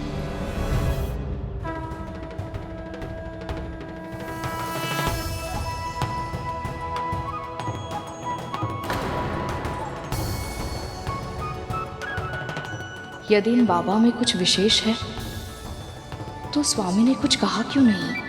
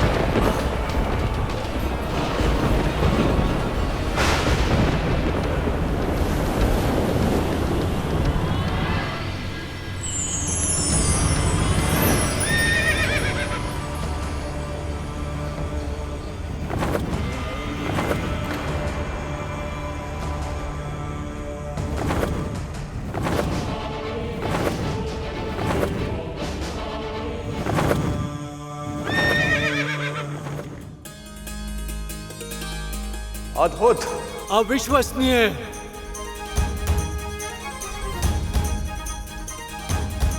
इसके रूप ने तो सभी का मन मोह लिया। कौन है ये पशु? उच्चश्रवा, उच्चश्रवा, उच्चश्रवा। श्वेत और काले में बहुत अंतर होता है, मैंने अपनी आंखों से देखा है। तो बोलो, शर्त लगाने का साहस है। हारने वाले को जीतने वाले की एक बात माननी होगी। कल सुबह होने से पहले तुम सब जाकर उच्चश्रवा की पूंछ से लिपट जाना। दूर से देखने पर किसी को भी भ्रम हो जाएगा कि उसकी पूंछ काले रंग की है। कल तक तो इसकी पूंछ श्वेत रंग की थी। तुझे मेरी दासी बनना पड़ेगा, जीवन भर के लिए।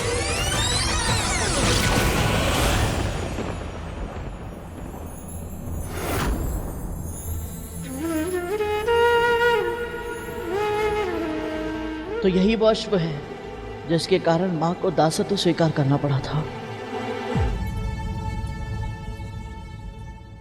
विंता,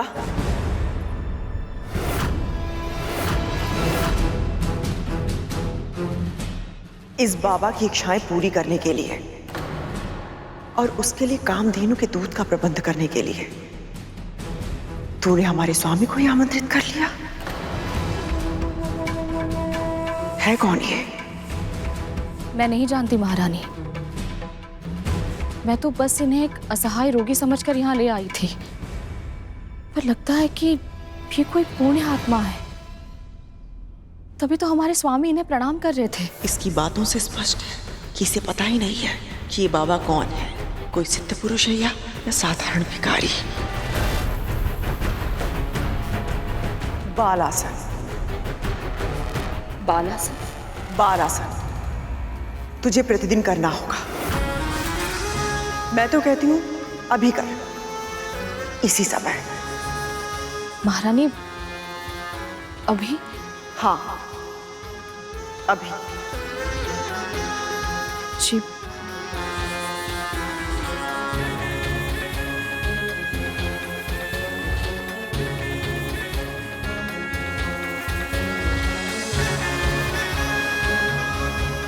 तेरा स्थान मेरे चरणों में है, क्योंकि तू मेरी दासी थी, है और सदैव रहेगी।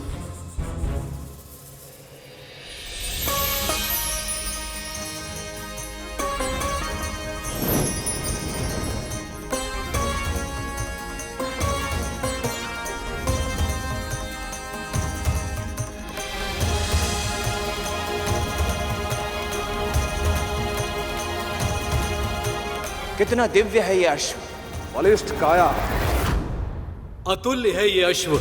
यदि इस पर किसी का अधिकार संभव है तो केवल हम असुरों का। दिव्य प्राणी केवल दिव्य देवताओं के पास ही होना चाहिए। तुम देवता दिव्य नहीं, भिक्षुक हो, भिक्षुक। संजीवनी विद्या की सहायता के बिना युद्ध जीत कर दिखाते, तब तुम्हें कहने का अधिकार होता।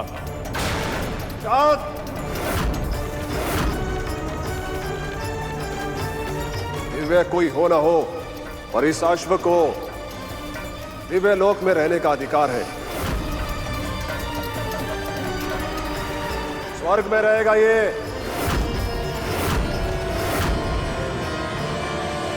तुम्हें क्या लगता है गरुड़, किसे मिलना चाहिए ये घोड़ा?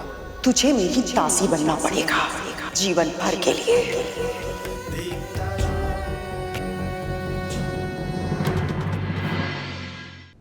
इसे क्या हुआ प्रभु?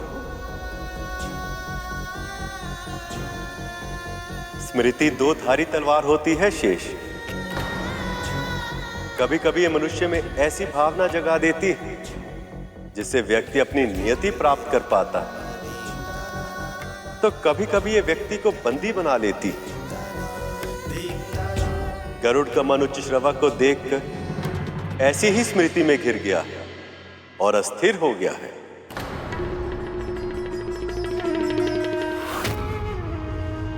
मुद्रा तो बिल्कुल सही है तेरी। ऐसे ही नित्य किया कर। कहते हैं इसे करने से दृष्टि तीव्र होती है, और तुझे तेरी दृष्टि तीव्र करने की बहुत अधिक आवश्यकता है। तूने दूर से देखा और तुझे लगा हमारे स्वामी महान ऋषि उस बाबा को प्रणाम कर रहे हैं। ध्यान से देख विंता, वो उस बाबा को नहीं, जबकि उनके पीछे रखी उस मूर्ति को प्रणाम कर रहे थे।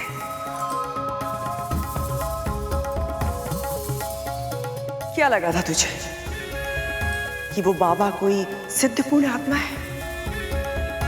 तुझे पता है ना विंता कि तू मेरी प्रिय दासी है और मैं तुझे निराश होते हुए नहीं देख सकती, इसलिए सत्य तो बताना पड़ेगा।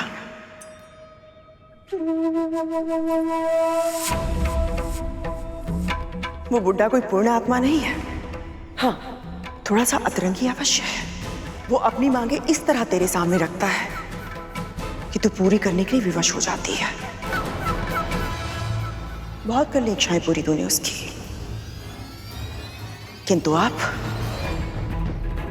अब उसकी सेवा मैं करूंगी, वो भी अपने ढंग से।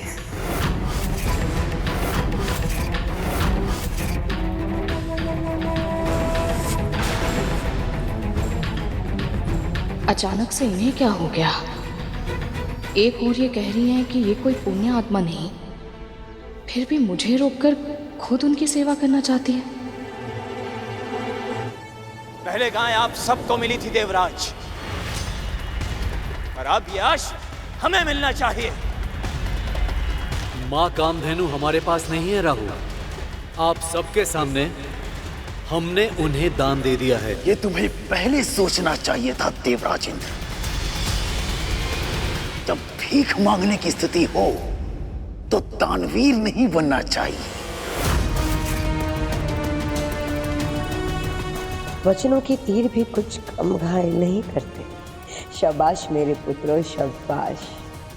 यदि ये उच्चेश वहां असुरों को नहीं मिला तो हमें ये समुद्र मंथन यही छोड़ देंगे। इस प्रकार वाद विवाद में फंस गए तो ये समस्या नहीं सुलझेगी, ये झगड़ा बढ़ता ही जाएगा। हे नारायण, न्याय कीजिए।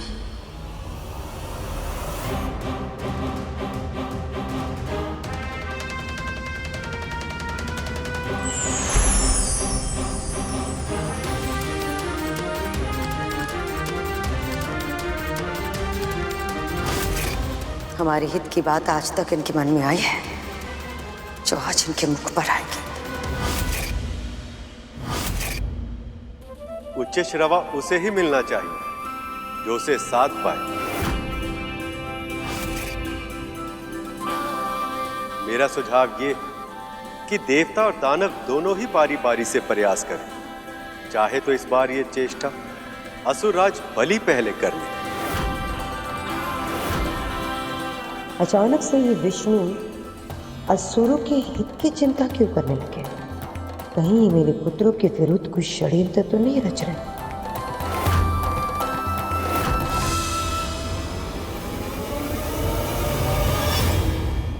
पक्षीराज गरुड़ के साहस भरे कारनामे देखने के लिए चैनल को सब्सक्राइब करें और साथ ही बेल आइकॉन दबाना न भूलें।